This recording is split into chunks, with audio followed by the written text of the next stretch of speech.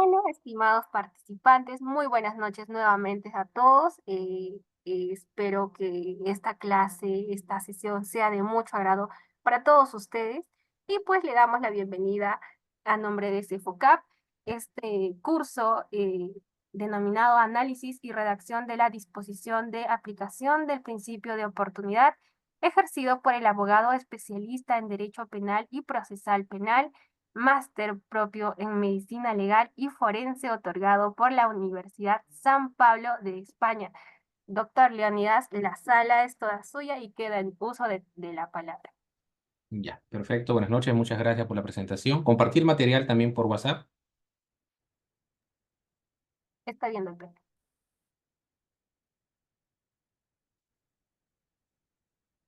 En todo caso, vamos avanzando. Vamos a desarrollar el análisis y redacción de la disposición de aplicación de principio de oportunidad, ¿correcto? Lo que hay que entender que en principio el titular de la acción penal, que es el Ministerio Público, tiene el deber de, frente a los delitos de persecución pública, ejercer la acción penal.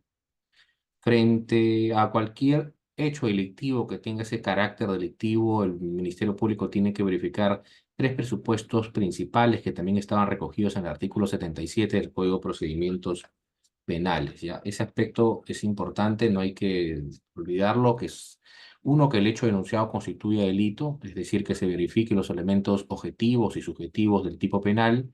Además, que se encuentre individualizado el autor, el presunto autor o cómplice, según su grado de participación o título de imputación.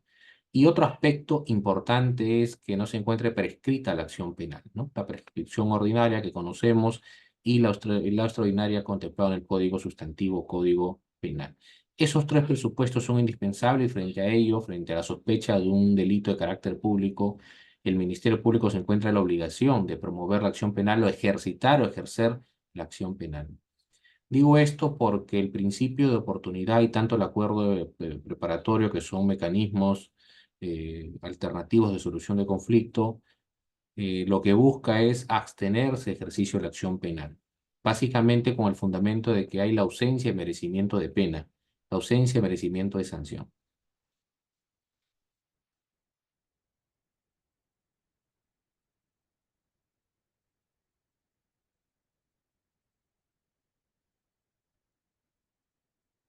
Entonces, la forma clásica es que el proceso penal transite todas sus etapas. La investigación preparatoria, que es una investigación que recoge evidencia tanto de cargo como de descargo, donde se realizan los actos de investigación, donde se realizan los actos urgentes inaplazables referidos a la investigación preliminar, que es una subfase de la investigación preparatoria.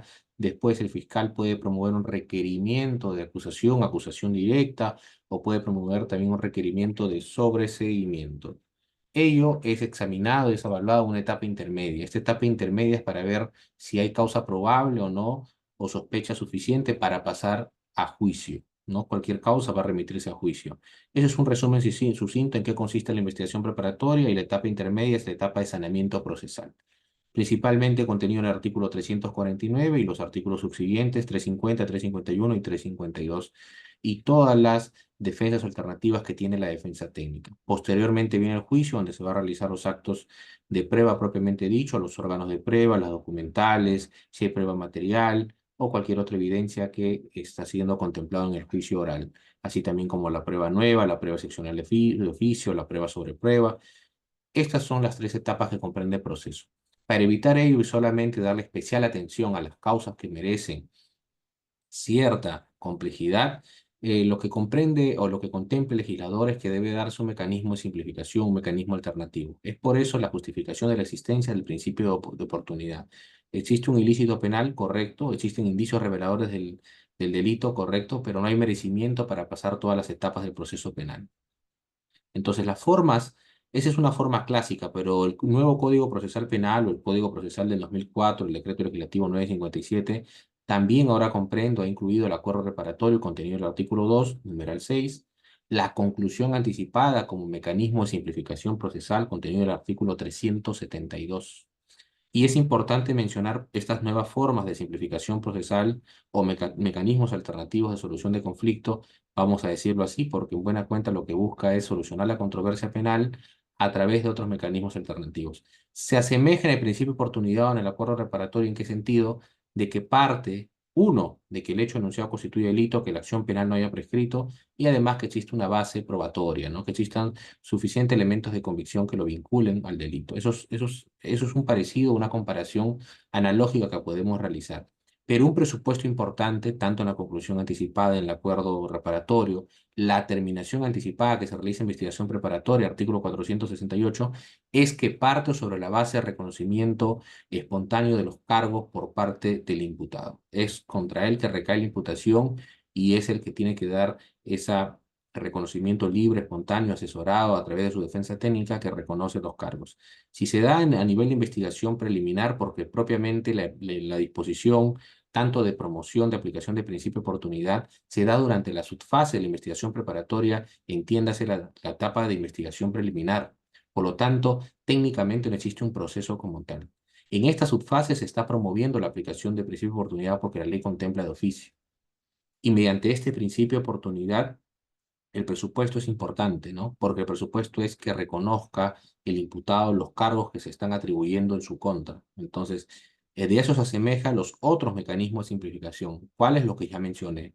Tanto la terminación anticipada que se realiza propiamente en la etapa de investigación preparatoria, donde ya existe una imputación construida, una imputación que comienza a través de la emisión de la disposición de investigación, de formalización y continuación de investigación preparatoria. Ahí se construye propiamente la imputación, una imputación que es progresiva, ¿no?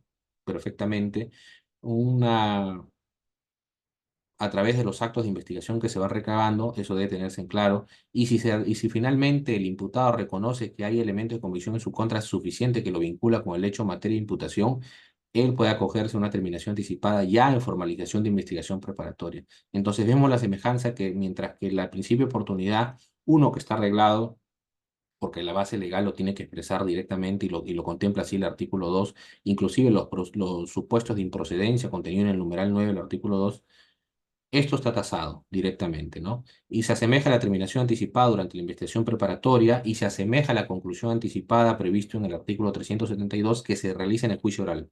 Vemos que son mecanismos que según la fase del proceso están dispuestos pero parten sobre algo en común.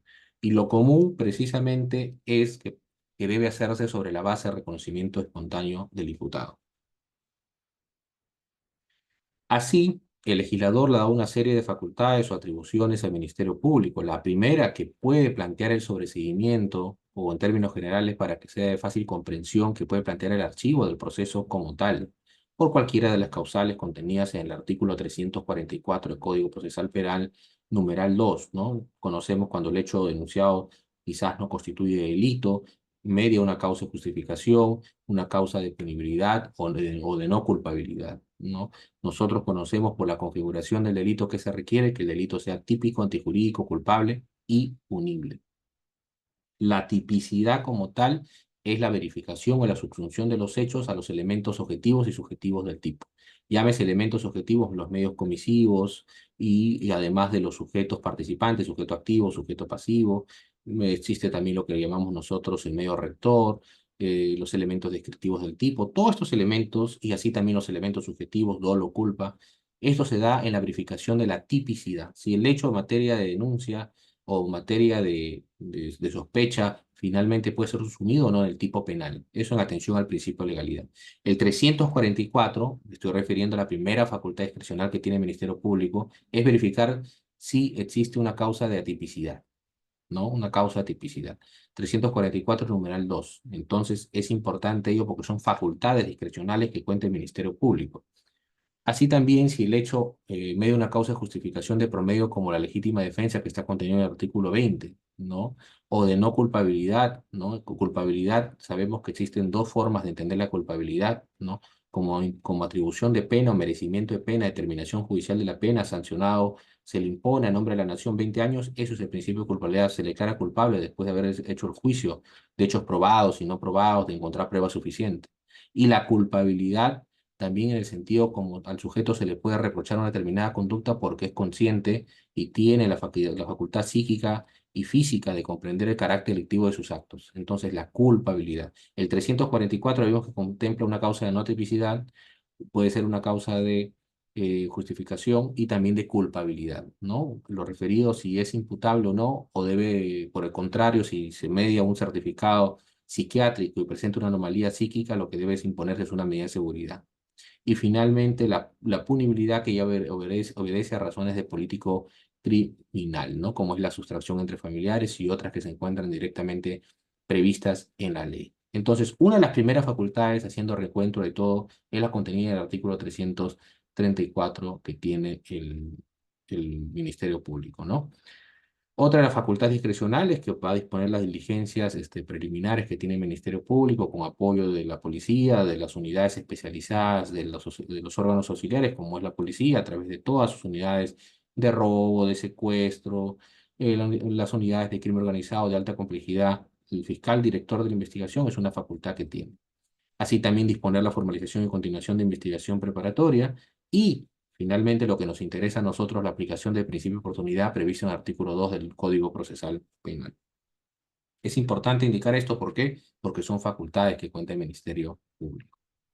Ahora bien, debemos establecer en qué consiste o cuál es el concepto principal que debemos manejar todos sobre el principio de oportunidad. El principio de oportunidad es un instrumento legal que faculta al fiscal a que discrecionalmente, y hablábamos de los supuestos discrecionales que cuenta el Ministerio Público según la ley, en los casos previstos en la norma y con el consentimiento del imputado. Eso es importante.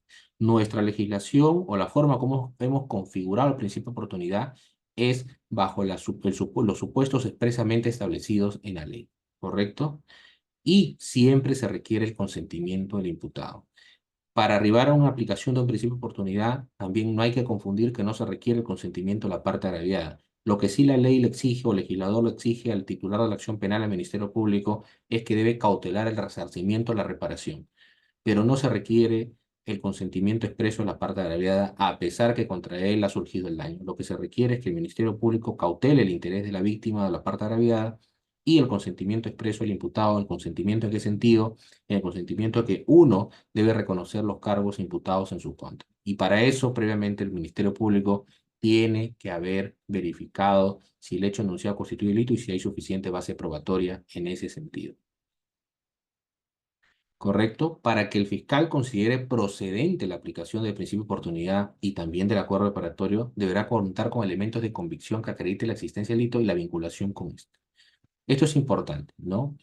Para la terminación anticipada del proceso, como ya señalé, que se surge durante la investigación preparatoria, se requiere base probatoria suficiente, ¿no? Según el estadio procesal y el reconocimiento por parte del imputado, de la misma manera en conclusión anticipada y de la misma manera se exige para el principio de oportunidad. Elementos de convicción de la existencia del delito y además que den cuenta de la vinculación al agente o al presunto autor o a quien va a acogerse al principio de oportunidad. Este razonamiento debe quedar absolutamente claro. ¿Por qué? Porque muchas veces existen elementos de convicción que dan cuenta del evento delictivo. No existe la menor duda que ha habido una sustracción de bien ajeno en el caso de un hurto, un delito contra el patrimonio, una apropiación ilícita o una estafa, o no existe la menor duda de que el agente se encontraba operando, maniobrando un vehículo bajo estado de estupefacientes, sustancias psicotrópicas, por lo tanto, ha incurrido un ilícito penal de conducción en estado de ebriedad previsto en el artículo 174, pero además debe ver la vinculación directa con el agente, ¿no? Eso es un aspecto importante, inclusive en principio de oportunidad. Y el resultado va a ser la abstención del ejercicio de la acción penal, como señalaba en un principio. El deber o el principio o la regla, ¿cuál es? Que el titular de la acción penal, el Ministerio Público, debe ejercitar la acción penal, porque hay un delito de persecución pública. Y la excepción es que la debe abstener. Y para abstenerla requiere principalmente encontrarse frente a un hecho probado, en el sentido amplio de la palabra probar. Ya conocemos la diferencia entre prueba, elemento de convicción, acto de investigación.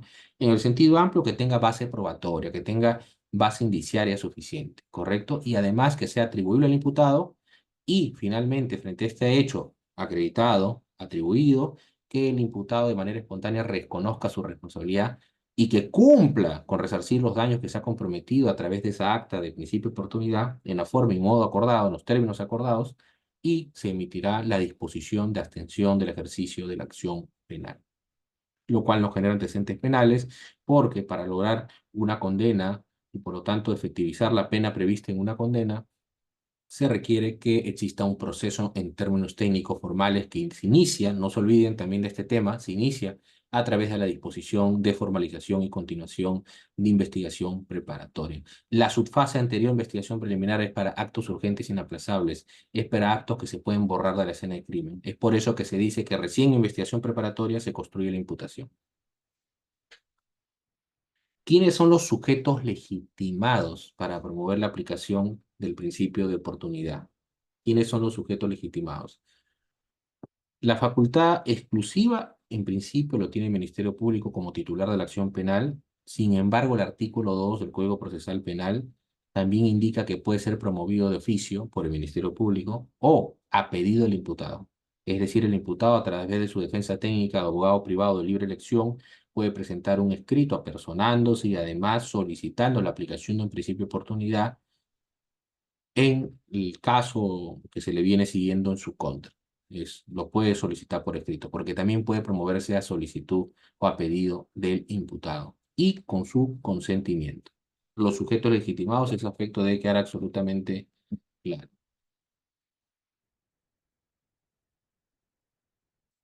Ahora bien, para la aplicación del principio de oportunidad, hemos indicado que no se encuentra prescrito la acción penal, número uno.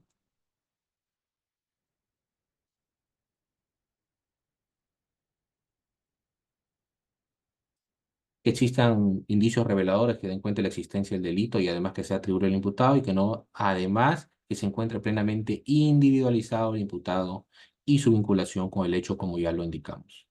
Si no concurren dichas exigencias, deberá archivarse o solicitarse el sobreseimiento.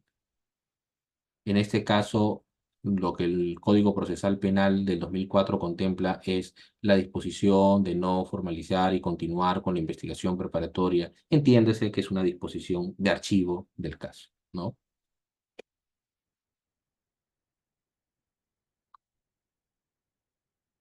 Ahora bien, vamos a los supuestos de aplicación contenido en el artículo 2, numeral 1 del Código Procesal Penal. ¿Frente a qué situaciones procede a aplicar el principio de oportunidad? Como indicamos, se encuentra reglado, se encuentra expresamente previsto por la ley. No es una facultad absolutamente discrecional del Ministerio Público, sino la ley establece un coto, establece un baremo, establece un límite en ese sentido.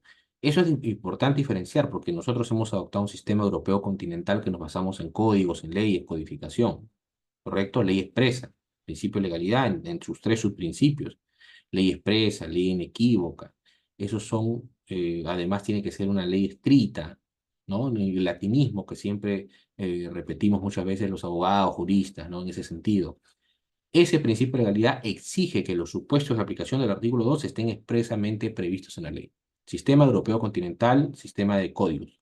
Mientras que el sistema anglosajón, como el fiscal o el titular de la acción penal en el sistema anglosajón, llámese Estados Unidos, tiene una facultad absoluta de arribar a principio de oportunidad o, en palabras simples, abstenerse de ejercer la acción penal. Es decir, a pesar que se encuentra frente a un delito de persecución pública, la ley, ¿no? Su forma de configuración de su sistema de normas le permite finalmente al Ministerio Público abstenerse bajo su entera discrecionalidad, bajo su entera discrecionalidad. Un fiscal anglosajón tiene más discrecionalidad, tiene más poder, mientras que acá la legislación nacional ha establecido coto. El primer supuesto, previsto en el numeral 1 del artículo 2, es que la gente se encuentre severamente afectado, gravemente afectado por el delito cometido. Se trata de un supuesto de falta de necesidad de pena. No olvidemos eso. Cuando hablemos de principio de oportunidad, estamos hablando en buena cuenta de supuestos donde hay un hecho delictivo comprobado porque hay base indiciaria, no prescrito y existe la falta o la ausencia de necesidad de pena. Solo aquellos hechos de mayor trascendencia que afecten gravemente el interés público tienen el merecimiento de necesidad de pena. A pesar que también hablamos de bienes jurídicos y ya sabemos que los bienes jurídicos son indispensables para el desarrollo de la ciudadanía, para el desarrollo de la sociedad, es por eso que merecen una especial protección. Pero cuando hablamos del primer supuesto que la gente salió gravemente afectado, se trata específicamente de un supuesto de ausencia de necesidad de pena y exige que la gente haya sido afectado gravemente, esa palabra hay que resaltarla, gravemente, por las consecuencias del delito. La afectación puede ser física, la afectación puede ser moral, así también puede recaer en la persona del autor o de otras vinculadas a él, y su valoración requiere del auxilio de un perito, salvo en aquellos casos en que sea evidente, sea patente, sea manifiesto, y baste la sola discrecionalidad del fiscal. Pero en estos casos siempre se tiende a basarse en prueba o elemento objetivo para ver si las consecuencias de su propio hecho delictivo son graves o son severas, salvo cuando sea patente y se puede recoger a través de un acta fiscal. Procede tanto en delitos culposos como dolosos. Este primer supuesto que estamos analizando sobre la aplicación del principio de oportunidad, cuando el agente o el presunto autor está siendo gravemente afectado, no física o moralmente, por el propio hecho que ha cometido. Procede para delitos culposos y procede para delitos dolosos. La condición es que no supere 4 años de pena privativa de libertad. En este caso, la ley no exige la reparación del daño ocasionado como tal. Ejemplo, el padre que al estacionar su auto en la cochera de su casa atropella a su hija de 3 años. Quizás, en este caso, nuestra legislación no hemos tenido un caso real en ese sentido, es un caso teórico, causándole lesiones, causándole lesiones, ¿no? Pero en este caso estamos frente a un hecho típico, eh, antijurídico, ¿no? Culpable, punible. Sin embargo, la pregunta es, ¿existe el merecimiento de pena? ¿Existe el merecimiento del ejercicio punitivo del Estado? Creo que el propio sujeto está siendo afectado porque hay una vinculación directa, ¿no? Paterno-filial, y por lo tanto existe también una carga moral gravemente afectada del sujeto. Va a ser discrecionalidad del fiscal si se requiere de una evaluación médica para determinar la afectación, o si el hecho o la circunstancia del hecho permite inferir que existe una afectación directa, y por lo tanto la aplicación del primer supuesto contenido en numeral 1 del artículo 2.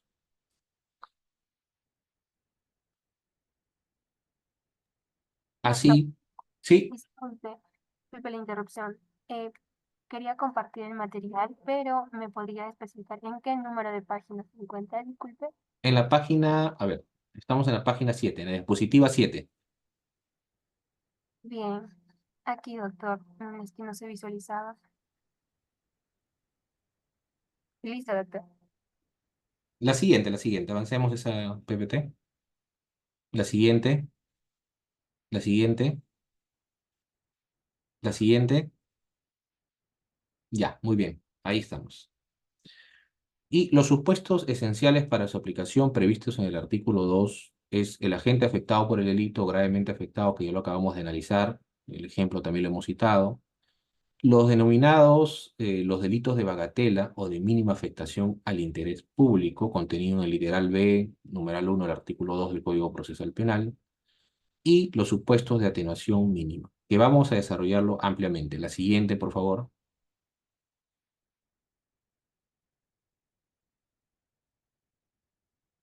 La siguiente PPT, por favor. Así, estamos en este segundo supuesto,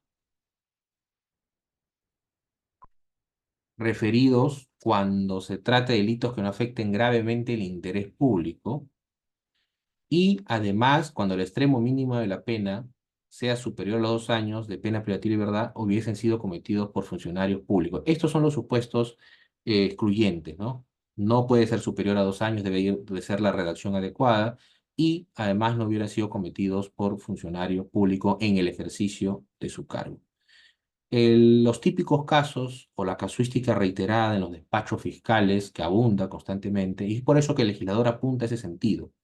Para evitar sobrecargar al sistema procesal penal, aquellos delitos que son recurrentes hay que darle la posibilidad de arribarse a un principio de oportunidad, que básicamente es un acuerdo consensuado entre el Ministerio Público y el imputado, donde debe resarcirse el daño a la víctima. ¿no? Un daño a la víctima o persona natural, o muchas veces el Estado, a través de su Procuraduría, representa los intereses del Estado. Conducción a estado de ebriedad, que consiste, todos conocemos la descripción del tipo penal, que consiste en maniobrar, ¿no? Monitorear, disponer de un vehículo en estado de ebriedad, bajo estado superfaciente, drogas psicotópicas mayores a 0,5 grados de alcohol. Será reprimido con una pena de libertad no menor de 6 meses ni mayor de 2 años. Es decir, ese supuesto de exclusión que dice que la pena no debe ser superior, ¿no? En su extremo mínimo no debe ser superior a los 2 años, lo cumple en ese sentido. ¿Correcto? Así también tenemos otro supuesto de aplicación, alteración o supresión del Estado civil, contenido en el artículo 143 del Código Penal, cuya pena prevista o margen punitivo abstracto será reprimido con una pena de libertad no mayor de 2 años. Sabemos muy bien si la descripción del tipo penal no contempla un extremo mínimo, debe entenderse como 2 días en ese sentido, ¿no? Vamos a decirle 2 días a los 2 años en ambos extremos, en su tercio inferior, perdón, en su extremo mínimo y en su extremo máximo, ¿correcto? Y además sustracción de menor también resulta aplicable, va a ser criterio discrecional también del Ministerio Público si hay una grave afectación. Sabemos que la sustracción de menor básicamente consiste que existe una patria potestad, que existe una tenencia, régimen de visita y sin embargo no se cumple, se desconoce por uno de los padres y se apodera o priva del otro padre el ejercicio de su derecho, ¿no? Se queda con el menor. Y la pena prevista por el legislador es no mayor a 2 años. De la misma manera, su extremo mínimo debe entenderse de 2 días. Resulta perfectamente aplicable. La discusión es que si estos casos va a ir afectación o no al interés público, ¿correcto? Y el otro supuesto que también está contenido en el artículo 2 numeral 1, ¿ya? Consiste en, en la falta de merecimiento de pena. Lo esencial de este supuesto es la falta de interés público en la persecución penal de delitos de escasa gravedad o de falta de trascendencia social. Solo es posible aplicar este supuesto en aquellos delitos cuyo extremo mínimo de la pena no sea superior a 2 años de pena privativa de libertad. La determinación del extremo mínimo de la pena no obliga al Ministerio Público a abstenerse de la persecución penal porque tal atribución es facultativa. Siempre se tiene que resguardar el interés de la víctima y la ley exige la reparación del daño ocasional. A ver, hay una pregunta acá que están formulando. Willy Machaca dice, lo mismo en el principio de oportunidad que el acuerdo reparatorio, en caso de ser diferente, en qué caso se da uno y el otro, y si en ambos casos se puede hasta la etapa intermedia. No, no, no, no. Primero, que corresponde directamente a la etapa preliminar, en ambos casos. No hay que confundirnos con el principio de oportunidad, con el criterio de oportunidad que establece el 448 específicamente para un proceso especial que se llama proceso inmediato. No nos confundamos. Los supuestos de aplicación, respondiendo a tu pregunta, del principio de oportunidad al acuerdo reparatorio son distintos. Vamos a desarrollarlo los supuestos y son completamente distintos. El hurto agravado, perdón, el hurto simple previsto en el artículo 185 merece un acuerdo reparatorio. Ya, está tasado, para ser específico, está tasado directamente. Pero vamos a llegar a ese punto para comprender. Pero adelantándome a tu respuesta a la pregunta formulada, es distinto el principio de oportunidad al acuerdo reparatorio y que quede claro también que no corresponde hacerlo en etapa de investigación preparatoria ni intermedia. Se podría hacer en etapa intermedia en el caso de criterio de oportunidad. Revisen el artículo 448, numeral 5, si no me equivoco en la precisión exacta del numeral. Por ejemplo, en este supuesto puede aplicarse en omisión a socorro, 126 Código Penal, bigamia, artículo 139, y violación a la intimidad, artículo 154, primer párrafo. La siguiente, por favor. Otro supuesto que siempre se va a hablar de merecimiento de pena, ya, es el supuesto de atenuación de pena o mínima culpabilidad, contenido en el artículo 2, numeral 1. En estos casos, el fiscal está habilitado para aplicar el principio de oportunidad cuando, conforme a las circunstancias del hecho y las condiciones personales del denunciado, verifique que concurre el error de tipo o error de provisión. Antes de hacer la descripción de cada uno y en qué consiste, el fiscal tiene que evaluar. No se olviden que esta relación que está contenida acá Artículo 14, 15, 16, 21, 22, 25 son causales de disminución de punibilidad. Así como hay causales de incremento de punibilidad, hay causales de disminución de punibilidad. Incremento de punibilidad, entiéndase que cuando se establezca por el Ministerio Público se requiera la imposición de pena, se debe aplicar la Ley 30.076 o entendido por el sistema de tercios. Todos conocemos que hay un margen punitivo abstracto. Si el artículo 185, hurto simple, contempla una pena no menor de 1 y 3, las causales de incremento de punibilidad nos dicen que debe ser por encima del tercio superior. Si es de 1 a 3, deben calcularse superando ello, ¿correcto? Según el supuesto. Las que están citadas específicamente, o las que voy a indicar, son causales de disminución de punibilidad. Si estos casos pasarían a judicializarse, ya sabemos cuál es el íter procesal que tiene que seguir, formalizarse investigación preparatoria, o quizás, si hay evidencia delictiva es suficiente, se remite a acusación directa, o si hay uno de los supuestos del artículo 446, proceso especial inmediato. En estos casos, imagínense que tiene que calcularse la pena, son causales de disminución de punibilidad. Y las causales de disminución de punibilidad son por debajo del extremo mínimo de la pena abstracta. En palabras simples, en el supuesto o en el ejemplo que le cito, si hay hurto simple de 1 a 3, debe calcularse por debajo de la pena mínima. A ver, antes de desarrollarlo, vamos a ir respondiendo las preguntas.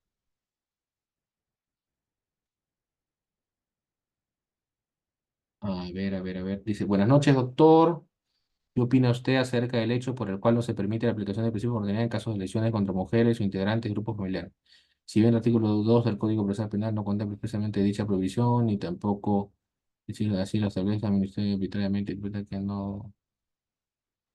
No. A ver, ¿por qué no se puede hacer? Por la ley especial. Eso no confundamos, ¿ya? La ley especial, a ver, me perdí con... Acá tengo los mensajes. La ley especial, ¿cuál es? Es la ley 30364 y su reglamento. Revisemos el acuerdo plenario 2/2016 y también existe prohibición expresa y la propia ley, también la propia ley, el Código Procesal Penal sí establece, pero no el artículo 2 numeral 9. Es otra la situación de prohibición. Es otra la prohibición. No recuerdo el articulado ahorita con precisión, porque hace buen tiempo que no veo esos casos, pero estoy completamente seguro que la ley expresamente contempla una prohibición de aplicación. No lo vamos a encontrar en numeral 2, artículo 2 del Código Procesal Penal referido al principio de oportunidad de acuerdo reparatorio, pero sí lo vamos a encontrar, si no me equivoco, en el propio 122b, donde la interpretación es que no procede conciliación, acuerdo reparatorio o otro mecanismo de conciliación en general. No procede, 122b. Porque no se olviden que uno de los supuestos o presupuestos, además que el autor, el presunto autor, reconozca su autoría, reconozca los cargos, no se olviden es que no tiene que afectar gravemente el interés público. Y hablar de ese tema del 122b, que son lesiones dentro del grupo familiar, ¿no? Afectación dentro del grupo familiar, o que tiene que ver una relación de convivencias, cónyuges, etcétera, es hablar de toda la protección contra la mujer porque existe un rol estereotipado de por medio. Entonces, ya eso tiene un contexto social, cultural, y la legislación lo ha contemplado a tal punto que existe feminicidio, no existe homicidio, ¿no? Y eso es materia de tesis de investigación.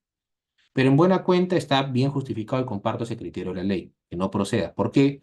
Porque existe un rol de subordinación, un rol histórico que la mujer ha estado supeditada a no estudiar, muchas veces a no trabajar, a no solventarse, a no desarrollarse, a no intervenir con igualdad, a pesar que el artículo 2 contempla la igualdad entre personas.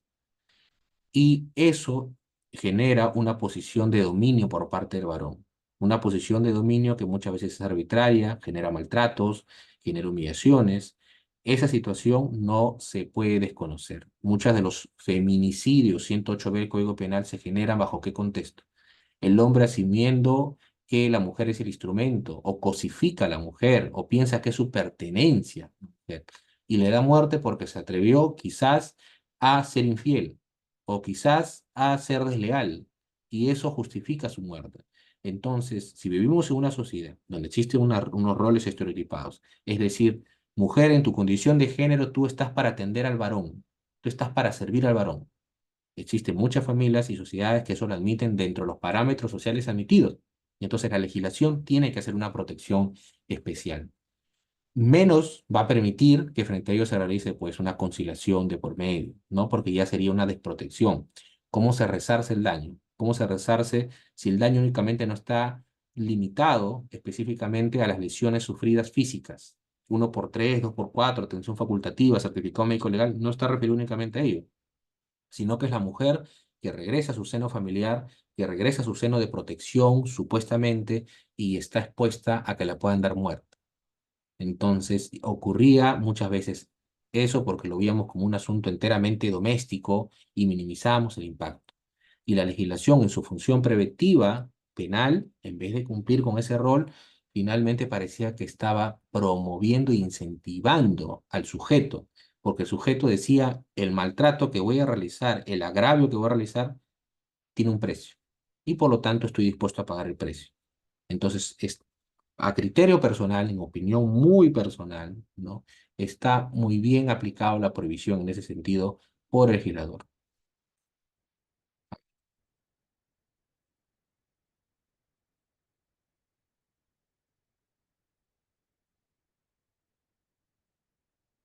Hay otras preguntas acá.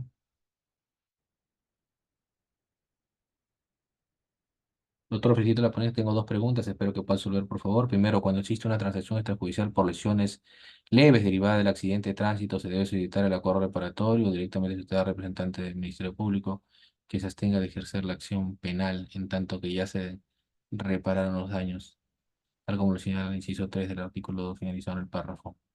Ya, esa es una primera pregunta. Si existe una transacción extrajudicial, lo que debe emitirse es la disposición de abstención del ejercicio de la acción penal. No existe mayor trámite que hacer. Lo normal es la disposición de promoción de aplicación del principio de oportunidad o disposición de aplicación del acuerdo reparatorio. Se convoca una audiencia única y recién se verifica, se arriba los acuerdos y se verifica posteriormente el cumplimiento efectivo del acuerdo arribado en los términos acordados. Ese camino o ese íter procesal, ¿para qué continuar si ya tenemos acreditado el acuerdo extrajudicial? Y no olvidemos que el acuerdo extrajudicial, por más dudoso, sospechoso que podría resultar, tiene la condición de cosa juzgada en ese sentido. Es un título ejecutivo, es un título ejecutivo. Ese título ejecutivo porque hay una sentencia plenaria casatoria civil que le da ese rango exacto. Entonces, el principio también de mínima intervención del derecho penal, el conflicto intersubjetivo entre las partes ha sido resarcido, ha sido reparado. ¿Plasmado dónde? Un acuerdo extrajudicial, que generalmente la Fiscalía exige por criterio que sea legalizado notarialmente. Y lo único que se va a hacer por criterio, también las fiscalías varían, es verificar su efectivo cumplimiento. Que no exista un asunto de desconocimiento, un asunto de amenaza, un asunto de abuso por una de las partes, sino que sea un acuerdo racional y proporcional. Pero eso va a ser entera discrecionalidad. Pero si nos remitimos estrictamente a la ley que bien lo ha citado el que realiza la pregunta, lo que debe emitirse es una disposición de abstención de principio de oportunidad. Porque si hay unas rúbricas ya suscritas dentro de un documento, que es un acuerdo, y esto tiene plena validez y eficacia entre ellos, que lo hacen dentro de su disponibilidad, ¿no? Lo único que corresponde es la disposición de abstención. Hay una segunda pregunta que formula. Cuando existen lesiones culposas leves con agravante por conducción en estado de ebriedad, pero se repararon los daños a la víctima, procede a solicitar que se aplique el principio de oportunidad y se abstenga de ejercer la acción penal, tiene en cuenta que pese a que este caso sanciona con una pena mínima de 4 años, se trata de un delito culposo y procede según el inciso 6. Correcto, correcto, está perfecto el análisis que realiza ahí, realiza la pregunta, ¿no? Se trata de un delito culposo y están dispuestos a resarcirse el daño. Eh, Como indiqué en un principio, si bien es cierto, los supuestos están tasados, pero cuando estamos en dos supuestos, debe realizarse la interpretación siempre y cuando no se desproteja a la víctima. Siempre y cuando no se desproteja a la víctima. Ese es el criterio. Y no olvidar el propósito de un principio de oportunidad o de estos mecanismos. ¿Cuáles son? No atiborrar, no recargar, no representar sobrecarga al sistema. Si finalmente hay una víctima que con prontitud está siendo reparada o resarcida los daños, qué mayor eficacia del sistema en ese sentido.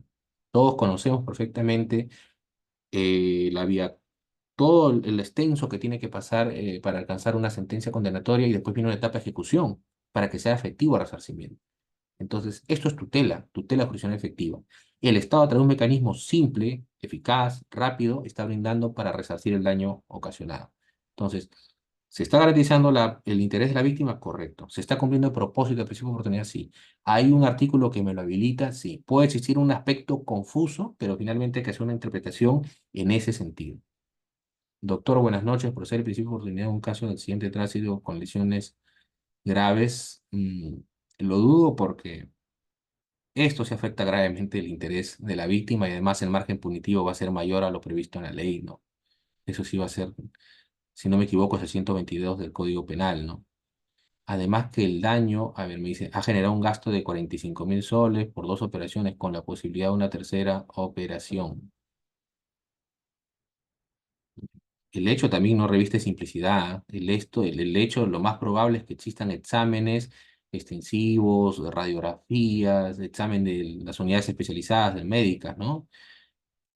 Y cuantificar el daño exacto frente a lesiones graves, creo que va a merecer revisar la historia clínica, las consultas, las interconsultas, los certificados médicos, los tratamientos, los gastos médicos. Entonces, si no tengo un monto, en omisión, por ejemplo, en omisión asistencia familiar, la liquidación de pensiones de vengadas, me fija el monto, ¿no? Durante el periodo de vengado de enero del 2008 a febrero del 2010 debe 8.000 soles. Está el monto establecido. Lo único que falta es establecer el acuerdo. ¿Cómo nos fijamos con absoluta seguridad acá? Si hablamos de daño, acaba de surgir una institución jurídica, daño. Muy bien. Investigación preliminar, lesiones graves, 45.000 soles de gastos. El daño, daño patrimonial y extrapatrimonial. Patrimonial, daño emergente, lucro cesante, daño moral, como extrapatrimonial, daño a la persona. Entonces, esos casos hay que trabajarlo muy bien, hay que trabajarlo muy bien porque no es tan fácil establecer el daño. La magnitud del daño a repararse, ¿cuál sería? ¿Se causó estado? ¿Ya se fijó el daño con contundencia? ¿Se puede establecer? ¿Se puede sustentar en la disposición?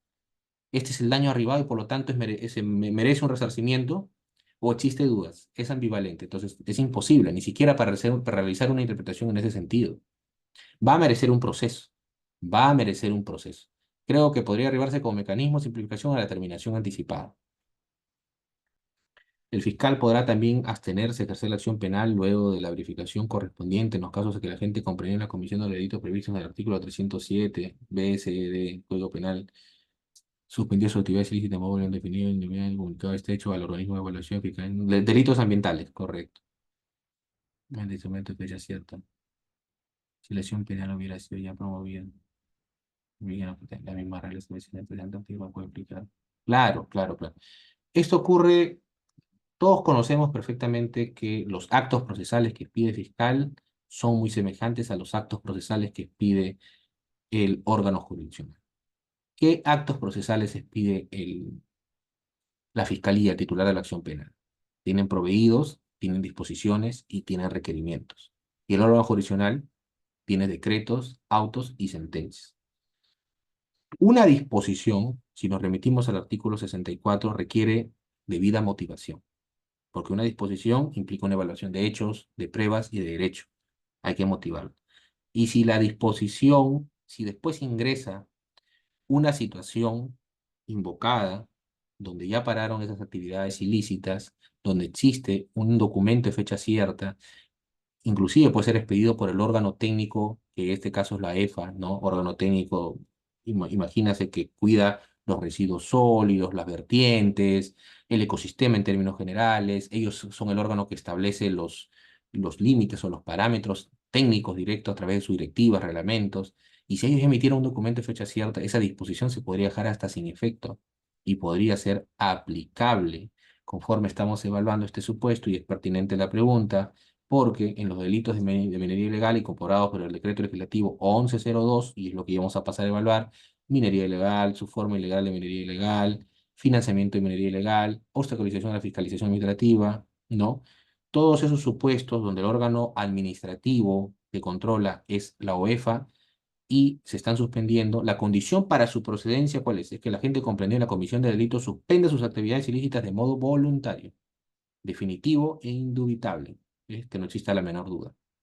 Y eso de voluntario parece un desistimiento, ¿no? ¿Se acuerdan del litre criminis? El desistimiento voluntario tiene que ser real, tiene que ser cierto y verdaderamente voluntario, no por la intervención de un tercero, comunicando este hecho al organismo de evaluación y fiscalización ambiental, OEF, mediante instrumento de fecha cierta. Justo la descripción que nos está haciendo el compañero que nos acompaña, ¿no? Para mí es perfectamente aplicable en ese sentido.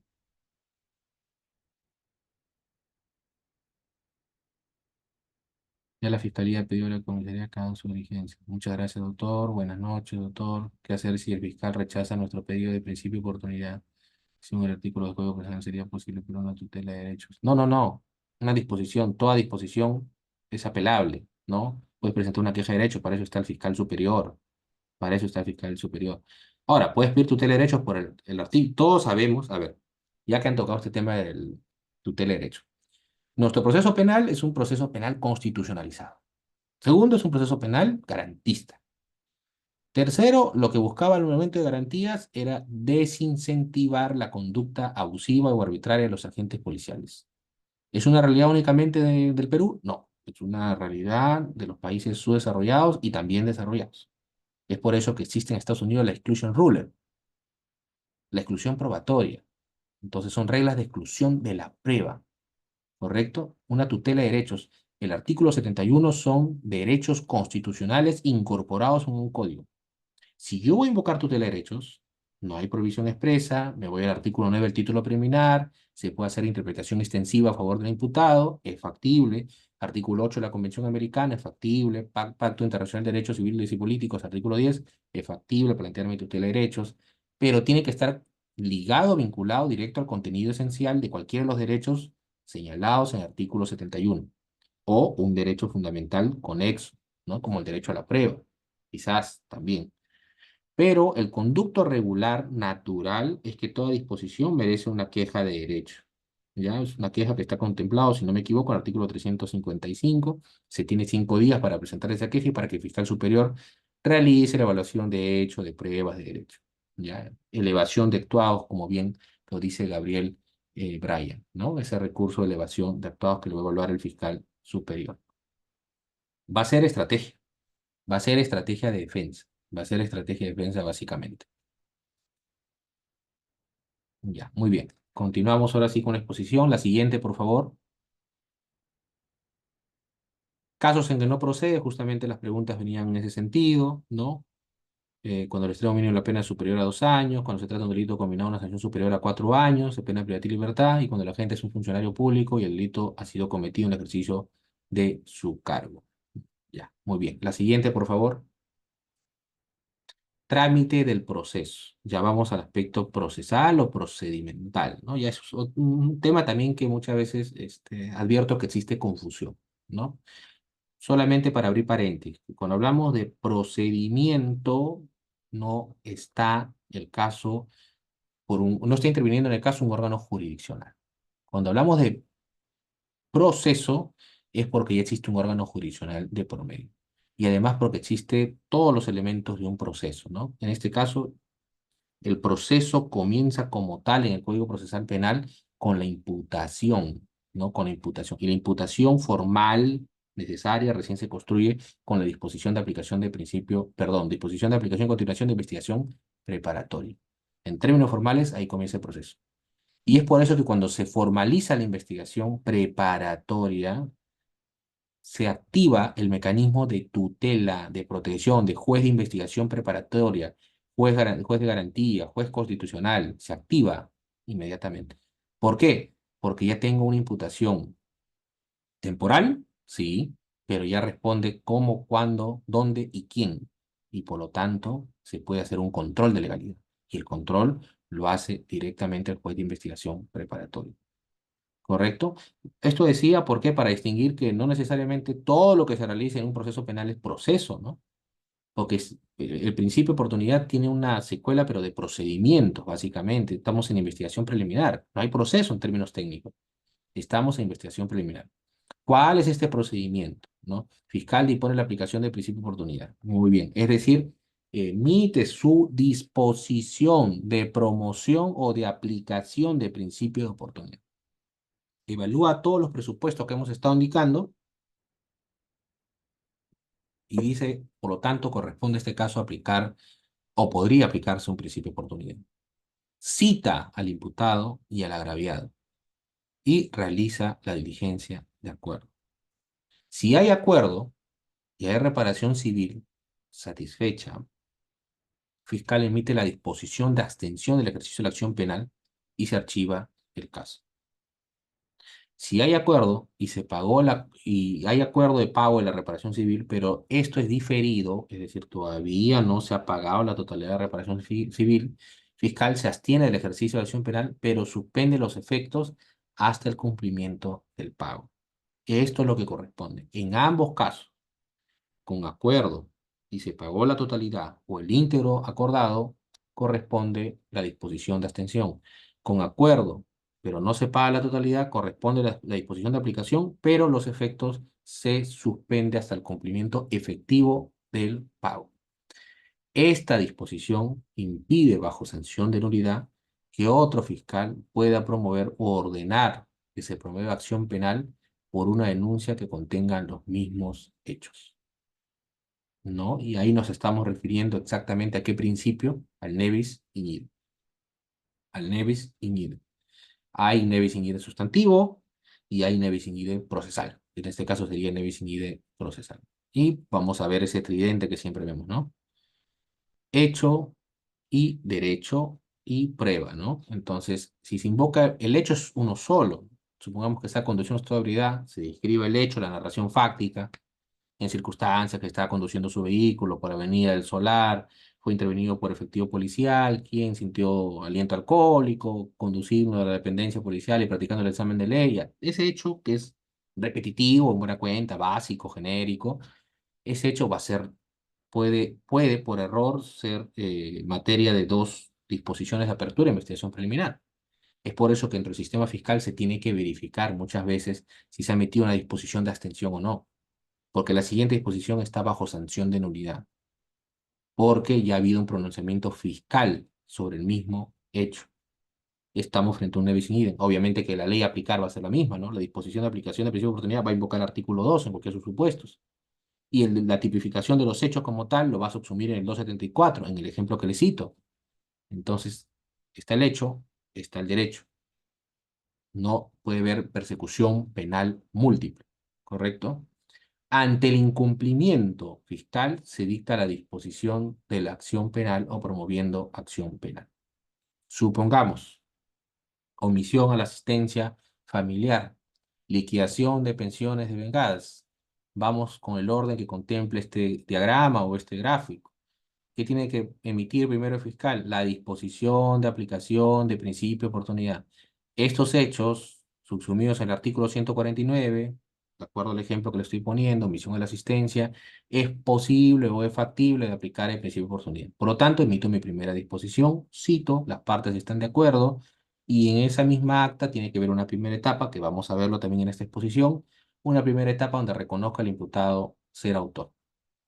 Muchas veces, como ocurre ya en el proceso penal, el imputado en estos casos dice, bueno, yo sí adeudo esa suma, perdón, adeudo la liquidación de pensiones vengadas, pero no efectivamente la totalidad que me están pidiendo. No es cierto que me debo 10.000 soles, sino debo 8.000, 2.000 le di bajo otro medio. Y en esa audiencia única de principio de oportunidad, también es factible realizar cierta actuación probatoria. Señor diputado, acredita usted a través de su defensa técnica dónde están sus comprobantes, sus cuadernos que le firmaron, las fotografías, videos, y eso se va a poner a debate, se va a generar contradicción con la parte agraviada, con la representante del menor, en el caso de una OF, ¿no? Omisión a la asistencia familiar. Y particularmente como fiscal me ha tocado muchas veces de decir, bueno, no, efectivamente no daba 10.000 soles, solamente daba 7.000. Eso se puede hacer en la audiencia de aplicación de principio de oportunidad o en la audiencia propiamente de principio de oportunidad. Claro, es perfectamente aplicable realizar ello. Supongamos que existe acuerdo sobre el 7.000 y que existen 7 cuotas de 1.000 soles, pagaderos el último día hábil de cada mes, comprendidos de enero a julio del 2024. Tenemos términos de acuerdo, términos de acuerdo. Y finalmente, para emitir la disposición de extensión, ¿qué tiene que haber? El pago íntegro. Es decir, se supone que a julio del 2024 tiene que estar cancelado ese acuerdo arribado. ¿Y qué pasa si no lo cumplen? Generalmente se emite una disposición de apercibimiento en la práctica, diciéndole, funciona muy parecido a lo judicial, ¿no? En lo judicial, ¿qué nos dicen? Bajo procedimiento iniciar ejecución forzosa. Páguese la reparación civil establecida en la resolución número tal, de fecha tal, la misma que fue confirmada, ¿no? Y ejecutoriada por la sala, correcto. Bajo apercibimiento, lo mismo funciona bajo un acuerdo. Bajo apercibimiento va a ser según el caso. ¿Qué se imaginan ustedes que sería frente a una omisión a la asistencia familiar? No nos olvidemos del artículo 446, párrafo 4, vía tasada, donde corresponde tramitarlo en un proceso inmediato, ¿correcto? Bajo apercibimiento de formalizarse o en este caso solicitar requerimiento de proceso inmediato, dejándose sin efecto el acuerdo arribado. Eso es ante el incumplimiento. La siguiente, por favor. Procedimiento de principio de oportunidad, creo que ya lo tocamos en gran parte, ¿no? Pero igual vamos a señalarlo. Ante la inconcurrencia de las partes o algunas de ellas, el fiscal dejará constancia en el acta respectiva, pudiendo en dicho acto señalar la fecha y hora por una segunda citación de ser necesario. Esto está contenido en un reglamento que fue aprobado en el 2018. El reglamento como tal, por jerarquía normativa, está por debajo, tiene menos jerarquía normativa que el Código Procesal Penal, que es ley, decreto legislativo, por en buena cuenta es ley, y va a haber criterios disímiles, distintos de cada despacho fiscal. No se aplican el mismo criterio en todos los despachos fiscales, ¿no? Va a haber a criterio de un fiscal provincial, porque finalmente quien firma en el sistema corporativo de fiscalías, todos sabemos que ya en Lima también está vigente el Código Procesal Penal, y el sistema corporativo, que generalmente es un fiscal provincial, pueden ser 4 fiscales adjuntos, pasa por la aprobación de las disposiciones, principalmente las disposiciones y requerimientos, las providencias, que es una actuación fiscal, simplemente es de mero trámite como si fueran los decretos, eso pasa directamente por la firma del fiscal adjunto. Pero esta disposición eh, de señalar una fecha, ¿no?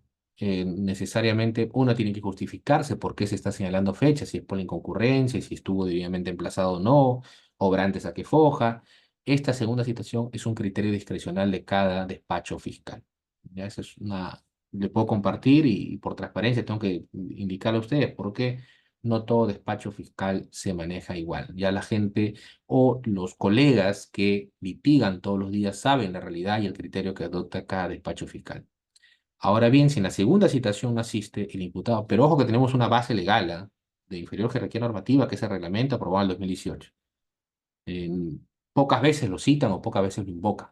Está vigente, así que lo pueden invocar, ¿no?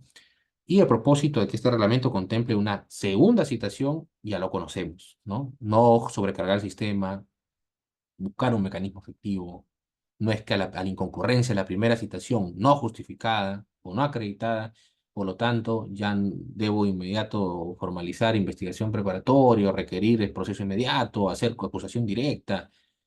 Hay rezagos de todos los operadores un poco inquisitivos, ¿no? Un poco prácticos, que supuestamente buscando celeridad va a entorpecer todo el proceso. ¿En qué sentido tiene no convocar una segunda citación si finalmente cuando yo ingrese al órgano jurisdiccional ese requerimiento, en muchos casos sabemos que la realidad es que se puede dormir en los sueños de los justos por más plazo legal que haya, porque sabemos que más allá del plazo legal no se respeta ni siquiera el plazo razonable. Entonces, si conocemos nuestra realidad, en ese sentido tiene que coadyuvar tanto la defensa técnica del imputado como la fiscalía tiene que ser consciente de esa realidad, que es más conveniente muchas veces convocar una segunda citación para cerrar su caso también, para cerrar su caso. Cada fiscalía tiene su sistema de semaforización, verde, rojo, ámbar, según los casos vencidos o no.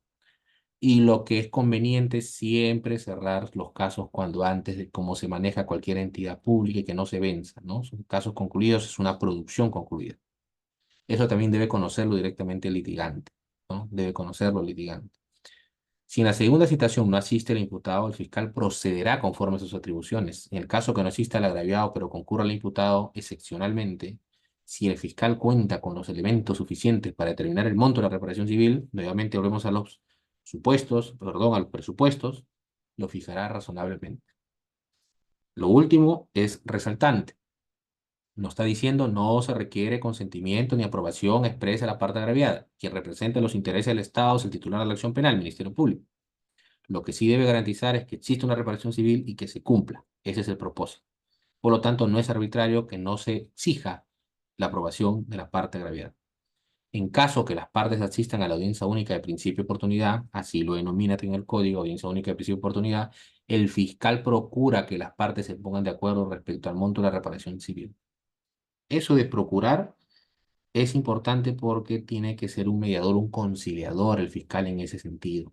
No tiene que procurar justo medio, no solamente ponerse, claro está, en proteger el interés de la víctima, pero muchas veces pueden existir intereses no legítimos, intereses subyacentes, puede haber mucha animadversión, puede haber mucha venganza. Sobre todo en esos casos de omisión a la asistencia familiar existe bastante rivalidad. Existe bastante rivalidad. Hay que tener mucho tacto por parte de la fiscalía al momento que infiera o advierta, ¿no? Cuál es la situación real, si pagó o no pagó, si es verdadero que era parte de una deuda, un contrato privado, de un crédito. Muchas veces la representante del menor dice eso, ¿no? Se trató de un crédito, no lo hizo por la cuenta fijada por el juez de paz letrado, lo hizo en mi cuenta y está pretendiendo desconocer una situación, ¿no? Entonces, ese tacto ya es propio de la experiencia, ¿no? Forense, la práctica forense que día a día uno lo puede advertir, ¿no? Forma de pago, el acuerdo como tal tiene que contemplar la reparación civil, forma de pago, si lo va a pagar una cuota, 3 cuotas, 5 cuotas, el plazo, ¿no? Los obligados, cualquier tipo de compensación y cuál es el acuerdo en sí arribado. En caso que las partes arriban a un acuerdo, el fiscal dejará constancia un acta y la acta de principio de oportunidad, detallando el modo y la forma, ¿no? Correcto. La siguiente, por favor.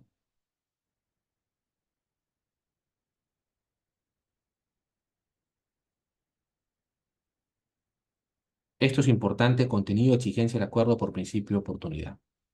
A, que el imputado acepte el trámite expresamente. Por eso que muchas fiscalías también lo primero que hacen es el acta de aceptación, de aplicación de principio de oportunidad. Muchas veces solamente concurre la parte imputada, pero por las circunstancias específicas del caso es indispensable que el agraviado también concurra. No en términos legales, pero sí para esclarecer quizás un punto que me va a permitir arribar el monto de reparación civil exacto. Entonces, en estos casos, la Fiscalía eh, obtiene ventaja en el sentido de que aprovecha para levantar un acta de aplicación de principio de oportunidad, que en buena cuenta es la aceptación por parte del imputado, ¿no?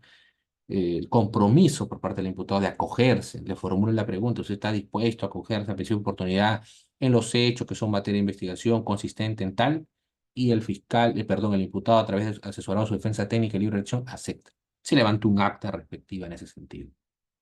B, que el imputado acepta resarcir el daño, eso es importante, y conocimiento fiscal superior, esos son otros supuestos, ¿no? A lo que preguntaban la elevación de actuados, como bien lo señaló un participante, ¿no? ¿En qué casos hay la elevación de actuados? El fiscal superior conoce de una causa en trámite de aplicación de principio de oportunidad vía consulta o apelación, en cuyo caso pueda confirmar o revocar la disposición venida en grado. Por más cosa decidida que pueda ser un principio de oportunidad, consentido, asesorado, al igual que pasa con una sentencia conformada en juicio oral, sentencia, conclusión anticipada, ¿no? Reconoce los cargos, asesorado, se leyó sus derechos, presunción de inocencia, derecho a la prueba, todas las garantías, pero puede asumir la defensa posteriormente, otra defensa técnica, y advierte la afectación que acarrea vicio de nulidad. Esa sentencia conformada, imagínese usted, sentencia conformada, sentencia, cosa juzgada, que obviamente que no se equipara a la cosa decidida que es en sede fiscal, puede ser materia de nulidad, puede ser materia revocatoria, puede ser materia de revisión, puede ordenarse nuevo juicio. Con mucha más razón se puede hacer a nivel fiscal. Y es una de las competencias fiscal superior que se activa este mecanismo para llegar al fiscal superior a través de recurso de elevación de actuados. Si el agraviado discrepa de la disposición en ese extremo del monto de la reparación civil u otros extremos, en el caso que el fiscal superior considere revocar la misma, fijará el nuevo monto y o forma de pago, si así correspondiera. un poco ambivalente, ¿no? Pero también hay competencia del fiscal superior en ese sentido. Claro, porque para la aprobación, ¿cuáles son los sujetos legitimados? Fiscal, imputado. Pero si el agraviado se siente que están afectando sus intereses, no, finalmente no está resarcido y simplemente lo han hecho de manera simbólica, no se siente reparado en el daño, entonces podría él plantear un recurso de elevación de actos si el fiscal superior tiene esa facultad de variar el monto o de variar la forma de pago. Forma de pago, pago, Código Civil, institución de obligaciones, libro de obligaciones. Forma de pago, líquido, en precio, en dinero, en especie. Eso es importante recalcar, porque muchas veces únicamente estamos viendo forma de pago, que no sean 10 cuotas, que sean 5. No, los hechos superan generalmente los supuestos previstos por la ley. Pero las reglas generales, las reglas que regulan, están contenidas no solo en el Código Procesal Penal, sino también en el Código Civil. Cada institución jurídica tiene sus reglas expresas. Escuchamos pagos automáticamente. Forma de distinguir la obligación, pago, compensación, condonación. No nos olvidemos. Entonces, es importante cómo nosotros analizamos cada situación, ¿correcto? Contra lo decidido por el fiscal superior no cabe recurso impugnatorio alguno. Su decisión es definitiva. Mire, esto es importante, ¿ah? Porque contra los decididos por el fiscal superior no cabe recurso alguno. He contado más de 10 supuestos de resoluciones judiciales en el nuevo Código Procesal Penal que dicen no es recurrible o no es impugnable. ¿Mm? El derecho a recurso, el derecho a la pluralidad de instancia, que son derechos fundamentales de carácter procesal, no son absolutos, ¿ah? Tienen coto, tienen límite. Prueba nueva, la resolución no es recurrible. Prueba excepcional de oficio, revisen 373, 385 si tienen sus códigos a la mano. La resolución no es recurrible. Prueba sobre prueba, la resolución no es recurrible. Ya. Vamos ya al aspecto práctico, cómo se maneja. Esta es una disposición de aplicación de principio de oportunidad. Se señala el caso, el extremo derecho está en el cuadro, la parte investigada, la parte denunciante, el agraviado y el delito. Disposición de aplicación de principio de oportunidad, disposición número 2, San Miguel 23 de junio de 2022. ¿Por qué el número 2? Porque la primera ha sido disposición de inicio de diligencias preliminares. Vistos el caso completo, el proceso seguido contra fulano de tal, por la presunta comisión de delito, omisión a la asistencia, en agravio de tal, representado por su madre tal. Los hechos, como le dije, tienen que ver hechos. ¿Por qué? Porque finalmente tiene que ver elementos de convicción de ese hecho. Por más caso que mereciera tramitarlo en aplicación de principio de oportunidad, pero si no hay elementos de convicción, no podría, porque el imputado no es que el imputado viene y reconoce. El fiscal a nivel preliminar para aplicar un principio de oportunidad es un controlador de la legalidad. Y uno de los presupuestos, ¿cuál es? Existe hecho, existe el artículo, existe denuncia. Además, tiene que ver, antes que reconozca los hechos, tiene que ver suficiente base delictiva, o perdón, tiene que haber suficiente base indiciaria. Y esto nomás pasa en investigación preliminar. No, imagínense ustedes que esto pasa en sentencias conformadas de admisión a la asistencia familiar, a nivel de juicio oral. Tiene que acreditarse el hecho y su mínima vinculación. El hecho y su mínima vinculación, acuerdo plenario 5/2008 para una sentencia conformada. No es que confesión de parte, relevo de prueba. Siempre tiene que haber un control mínimo de evidencia delictiva, de prueba. Siempre, siempre. Ya. La siguiente, por favor. Estos son los hechos relatados, ¿no? Los fundamentos por los cuales aplico el principio de oportunidad. La siguiente. Y la decisión. Esto es importante entender, la parte resolutiva. Con esta primera disposición, como vimos en el diagrama, no es que concluyó el procedimiento de principio de oportunidad previsto en el artículo 2. No, se está dando inicio a la aplicación de principio de oportunidad. Recién se está dando inicio. Y por lo tanto, lo que decía, se cita programar audiencia única, aplicación de principio de oportunidad para el día tal, hora tal. Y la modalidad como se realizaba en épocas de pandemia, ¿no? Eso debe entenderse. Si no tenían experiencia en conocer una disposición de aplicación de principio de oportunidad, esa es la utilidad y ese es el objeto de esa disposición. Únicamente señalar, por estos fundamentos resulta aplicable. Dos, por tanto, programa una audiencia de aplicación. No es que en esa disposición se está resolviendo el principio de oportunidad. La siguiente, por favor. a lo que señalaba. Acta de consentimiento para la aplicación del principio de oportunidad. Conducción de estado de ebriedad, Fiscalía, Primera Fiscalía Corporativa de Magdalena, cuarto despacho se encuentra de turno durante toda esa semana. Supongamos que está de turno enero 2023, ¿no? ¿Qué día estamos? Estamos el día 6 de enero, del 6 al 11 de enero del 2000, perdón, 24. Ya, está de turno. Hay un acto sospechoso con insusceptibilidad, hay un acto de intervención y todas las actuaciones policiales primigenias, ¿no? Acta de registro personal, acta de lectura de derechos, y inclusive ya está practicado el dosaje etílico. Entonces, frente a esa evidencia, cómo se maneja en la práctica? Hay que sacar un acta de disposición de aplicación de principio de oportunidad, la cual ya la vimos, y además el acta de consentimiento, que es el consentimiento asesorado, debidamente asesorado, del propio imputado. ¿Está de acuerdo usted a acogerse al principio de oportunidad? Hay que explicar la implicancia. El fiscal tiene que decir, esta va a ser la consecuencia, esta va a ser la consecuencia, en esto consiste, usted va a reparar el daño, tiene que explicar, ¿ya? La siguiente, por favor, para que diga usted si presta su consentimiento expreso para aplicación del principio de oportunidad, que sí, consiento en la aplicación del principio de oportunidad. Habiendo el imputado prestado su consentimiento, se da por concluida, se suscribe. Ese es un acta.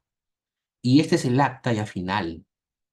Bueno, final para culminar el acuerdo, porque sabemos que después viene controlar el acuerdo. Acta de audiencia única de aplicación de principio de oportunidad. Se plasma los hechos y todo el acuerdo. La siguiente, por favor. Se identifica las partes, el imputado, sus generales de ley, nombre, edad, DNI, ocupación, la parte agraviada, en este caso el Estado, ¿no? A través de su procurador del Ministerio de Transporte y Comunicaciones. El delito instruido, artículo 174, primer párrafo. La siguiente, los hechos, ese trinomio del derecho, nunca se olviden, hecho, prueba y derecho, hecho, prueba y derecho, en toda institución jurídica se repite. Teoría general de proceso. Eso es coquito, ¿no? Eso es base para todo. El pago efectivo, eso es lo que siempre el fiscal promueve en los casos de conducción de estabilidad. Como la Constitución nos permite tenerlo 48 horas detenido, se le dice, señor, pague. Pague si usted quiere recuperar su libertad. Ese es para promover el cumplimiento efectivo, ¿no? Este es otro acto de consentimiento que le expliqué. La siguiente. A ver, hay una pregunta.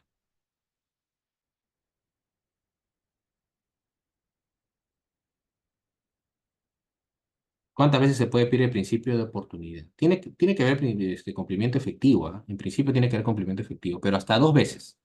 Hasta 2 veces se puede pedir el principio de oportunidad.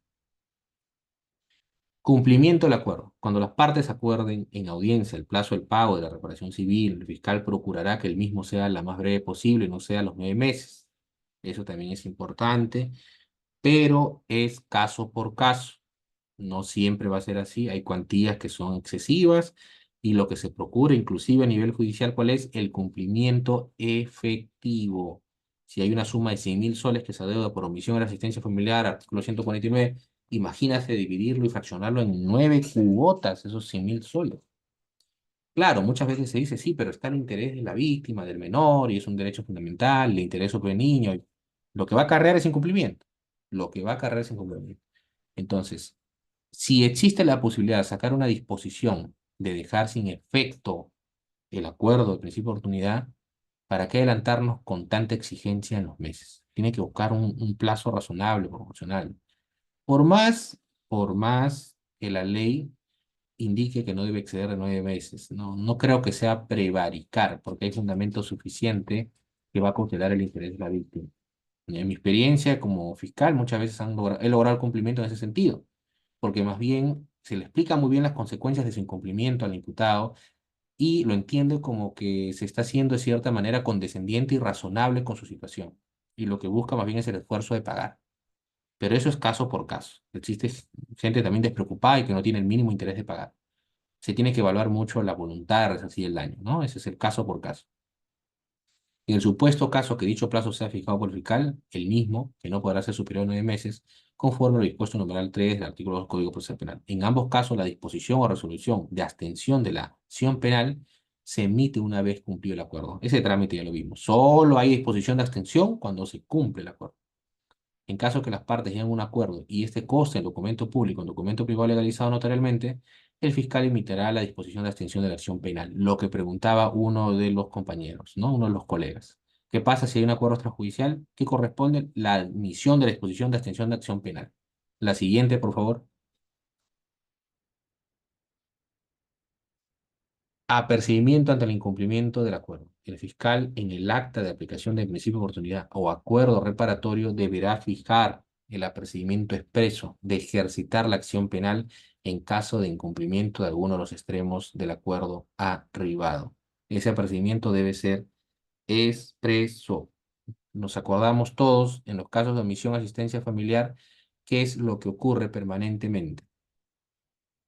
Se aprueba la liquidación de pensiones devengadas bajo el procedimiento de remitir copias certificadas al Ministerio Público para que actúe conforme a sus atribuciones. Pasa 3 días desde que se encuentre debidamente notificado, se configura el delito. Va a depender muchas veces la evaluación del ilícito por los jueces de las cortes, distintas cortes del Perú, que se haya colocado ese procedimiento expreso. Auto de citación a juicio, citación al imputado. Es indispensable para su instalación que la concurrencia del fiscal, del imputado y su defensa técnica. La concurrencia del agravado es facultativo. Y cuando se cita al imputado, o en este caso ya al acusado en juicio, ¿qué se le dice? Bajo procedimiento declarado reo contumaz. Entonces, es indispensable siempre colocar dentro del acta de principio de oportunidad el apercibimiento ante caso de incumplimiento. ¿Por qué? El apercibimiento plasmado en el acta es fe de que se puso en conocimiento. Se puso en conocimiento. No es un acto sorpresivo por parte de la Fiscalía. Se indicó cuál va a ser la consecuencia del incumplimiento por parte del imputado. ¿Correcto? Un colega también preguntaba, ¿es lo mismo acuerdo reparatorio de principio de oportunidad? En grandes matices se parece, pero viene acá exactamente sus diferencias. Independientemente de los casos establecidos en numeral 1, referido al principio de oportunidad, procede un acuerdo reparatorio en los delitos previstos y sancionados en los artículos 122, lesiones leves. 122, que requiere más de 10 días y menos de 20 días de asistencia o descanso. ¿Cuál es la pena? Será reprimido con pena privativa de libertad no menor de 2 ni mayor de 5. ¿Correcto? Para el tasado, reglado, principio de la legalidad expresamente previsto. Artículo 149, admisión a la asistencia será reprimido con pena de libertad no mayor de 3. Hurto simple, será reprimido con pena de libertad no menor de 1 ni mayor de 3. ¿Cómo se asemejan estos tipos penales en su margen punitivo? Los, ambos no mayor de 3. Hurto de uso, eso que temporalmente sustraigo, ¿no? Y lo devuelvo a su titular o legítimo propietario, ¿no? Ya, hurto de uso. Será reprimido con pena privativa de libertad no mayor de 1 año.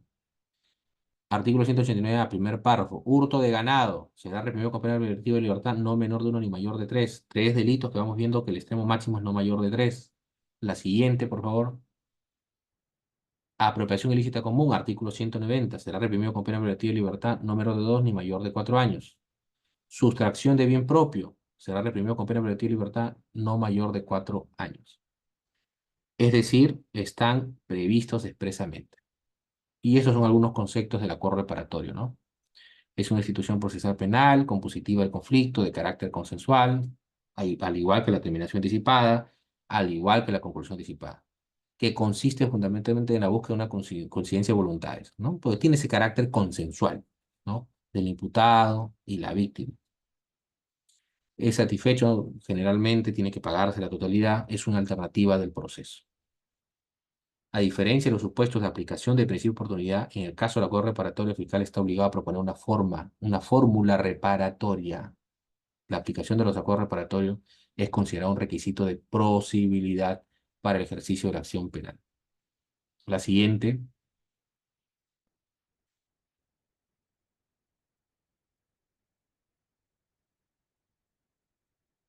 la siguiente PPT, por favor. Ya. Ahí hemos concluido con la exposición. Agradezco la participación de todos y me encuentro llano a cualquier pregunta formulada por cualquiera de los participantes.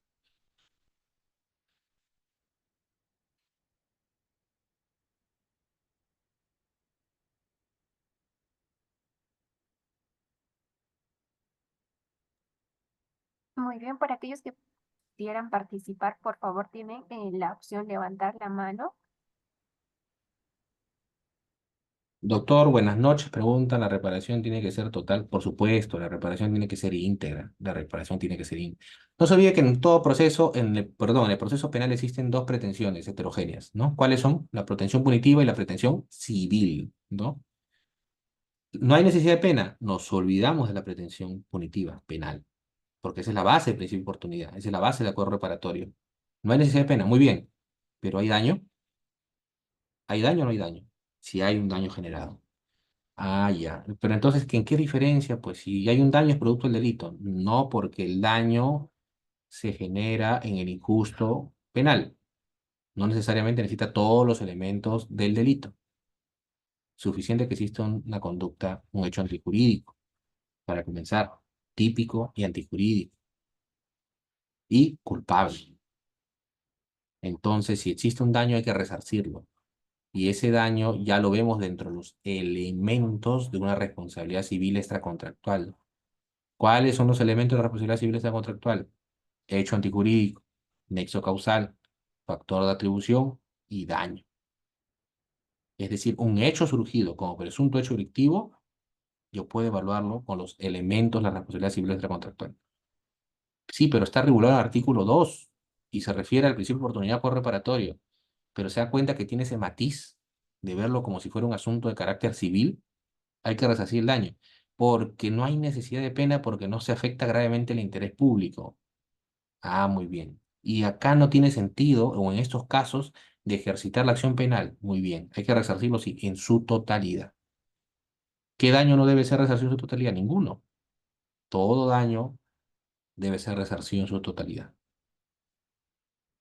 ¿Qué hacer si no se puede pedir principio de oportunidad en diligencias preliminares? Puedes pedir criterio de oportunidad, supongamos en proceso inmediato. Revise el artículo 448. Criterio de oportunidad se puede pedir. En caso que no cumpla con la reparación civil, ¿cuál es el procedimiento a seguir? Si es obviamente la defensa técnica de la parte agraviada, a solicitud de parte, o el propio fiscal tiene que hacer el apercibimiento de ley. Y ya indicamos también que perdón, sí, hacer efectivo el apercibimiento, ¿no? Hacer efectivo. Dentro del acta de principio de oportunidad se agrega un apercibimiento, bajo apercibimiento de dejar sin efecto el principio de oportunidad.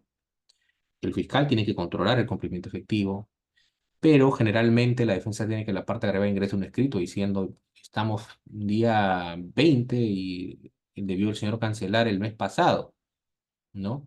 O ya va 2 cuotas que no está cancelando, o va 3 cuotas que no está cancelando. Entonces, la disposición que va a emitir la fiscalía es en atención al escrito presentado por la defensa técnica, se pone en conocimiento el incumplimiento de la parte imputada de que lo pague en la brevedad bajo apercibimiento de dejar sin efecto de acuerdo a lo que se señaló en el acta de principio de oportunidad.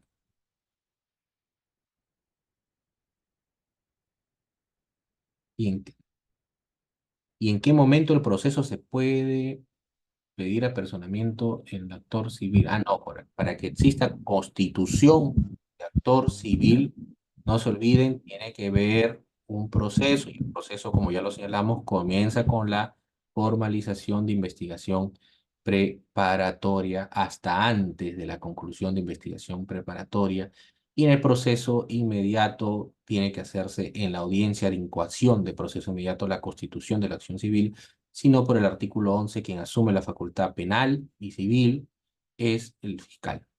Pero ya cuando existe la constitución de actor civil y se aprueba su constitución, y donde se va a discutir lo que acabamos de indicar, hecho antijurídico, nexo causal, factor de atribución, y el monto solicitado, ya el fiscal únicamente se aboca a lo que es la pretensión penal. ¿Cuál es la diferencia en tener una parte de constitución de actor civil? Que el monto es mayor, es más real, coincide con los hechos y con el daño provocado. Cuando el fiscal asume ambas pretensiones, ¿qué es lo que pasa? El monto solicitado generalmente es simbólico, ¿no? En caso de minería informal, el artículo se puede pedir criterio de oportunidad. Sí, sí resulta factible el criterio de oportunidad, ¿no? El que puede lo más, puede lo menos. También es un principio general del derecho, ¿no? Sí resulta factible, sí resulta factible. pero ya es un ámbito discrecional. Cuando hay un ámbito discrecional, ustedes saben perfectamente que tienen que utilizar no solamente el discurso ya epistémico en base al conocimiento, en base a la norma, sino también persuasivo y ceñirse a los fines de la legislación. Sabes que toda norma tiene un propósito, un objetivo, el ámbito de protección, ¿no? No vaciar de contenido. El juzgador se preocupa mucho en no dejar sin efecto vaciar de contenido, en no prevaricar. Entonces, la alegación que hagamos tiene que ir en ese sentido. Usted no va a incurrir en un prevaricato, usted no va a vaciar o derogar tácitamente el contenido de la norma, o no va a desproteger el bien jurídico tal, porque tenemos esto como base, como elemento objetivo. Entonces, no solamente consiste en pedir, porque la ley me lo permite, o la ley no lo prohíbe, consiste en ponernos en la posición de quien va a resolver o va a conceder ese pedido.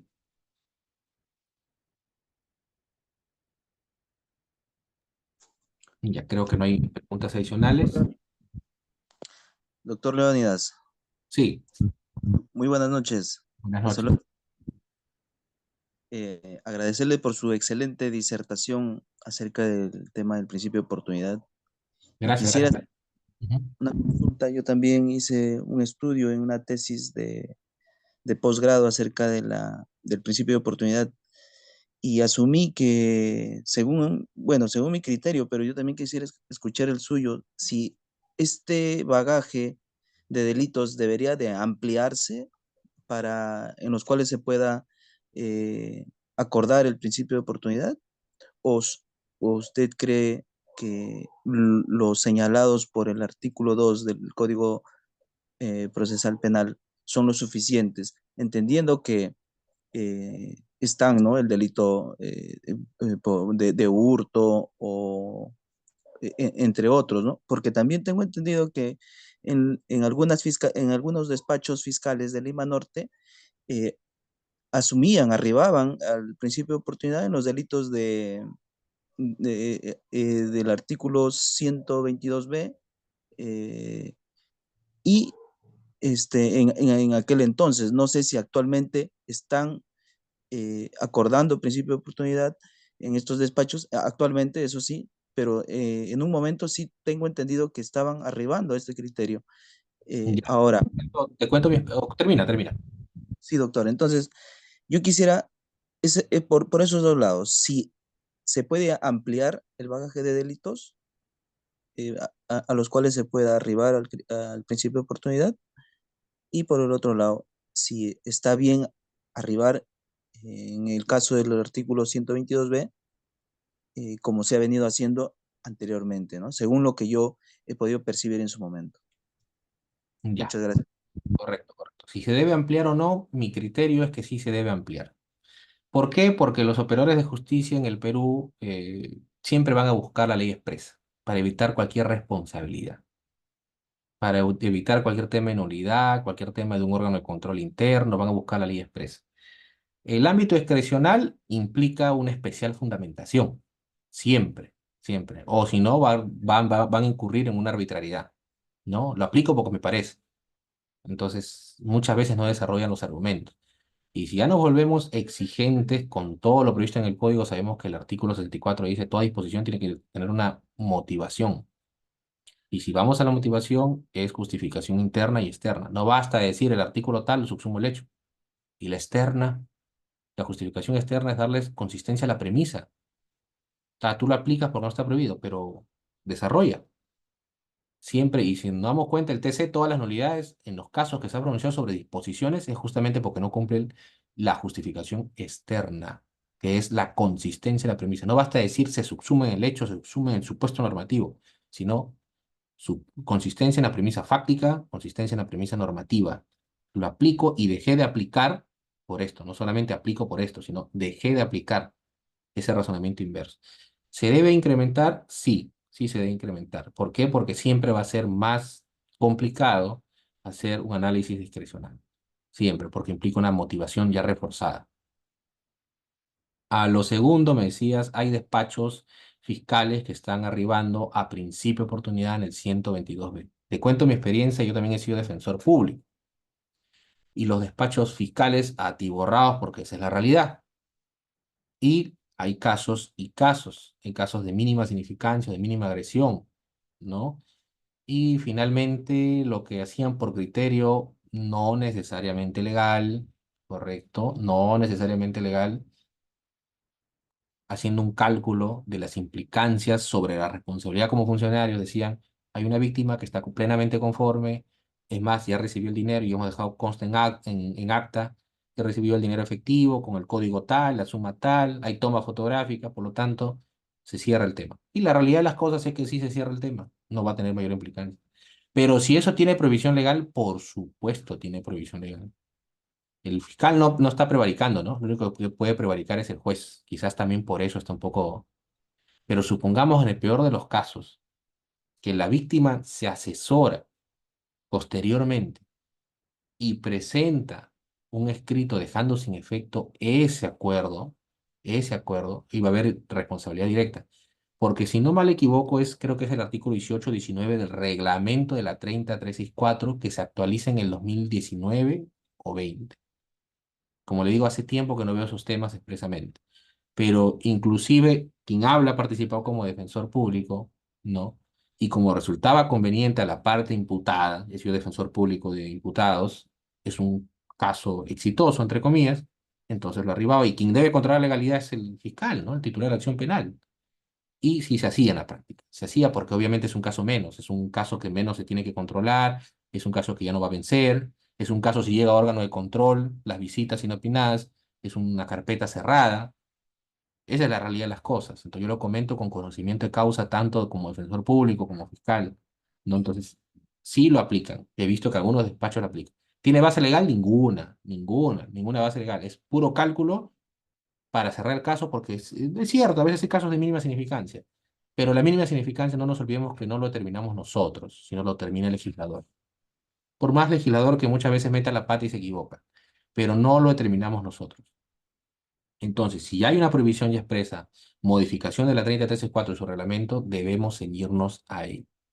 Creo que lo siguen haciendo porque no ha habido hasta ahora una repercusión y lo dejarán de hacer cuando existe ya una repercusión, una sanción disciplinaria directa para el fiscal adjunto o provincial directa, ¿no?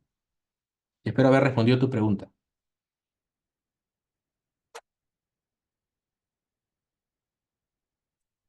A ver, por acá nos pregunta Benja, ¿qué principio debemos aplicar en cuanto si reprogramen en 2 o 3 oportunidades para prueba anticipada, según el artículo 173? Ya, pero a ver, ahí lo que me debes aclarar si eres abogado de la víctima, si eres abogado del imputado. La estrategia de defensa primero va a depender qué intereses tú estás protegiendo. Hablo de intereses procesales, ¿ah? Hablo de intereses procesales. Así como hay estrategia de investigación, hay estrategia de defensa. O sea, dime en qué zapatos estás parado para decirte cómo debes actuar. Legítimamente, legítimamente. Si hay una reprogramación inoficiosa, sabemos perfectamente que tiene que ver celeridad procesal. Si hay una víctima, que me hablas de prueba anticipada del 249, si hay una víctima de prueba anticipada, que generalmente son víctimas sexuales o de violencia familiar, y estás defendiendo la parte de la víctima, el reglamento también de la 3034 está inspirado en ese sentido, que tiene que ver prontitud en la administración de justicia. Y sus principios son esos, ¿no? Los principios, por ejemplo, hay un principio de interculturalidad, hay un principio de humanización, son principios de la 30364, porque ya el enfoque es distinto. Hay un principio de enfoque de género que también puede invocarse. No, el principio de igualdad significa tratar a los iguales y tratar igual a los iguales y desigual a los desiguales. No se olviden eso. Está bien, todos somos iguales ante la ley, nadie merece discriminación por raza, sexo, origen. Muy bien, pero no todos tenemos la misma posición de protección o de vulnerabilidad o de exposición.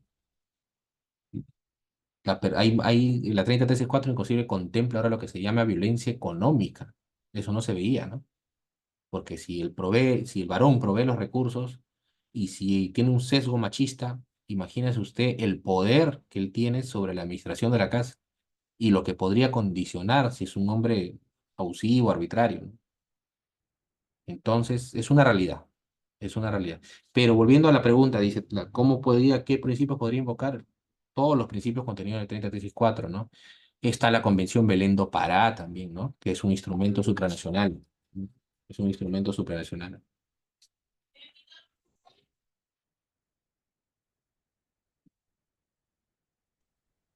Buenas noches.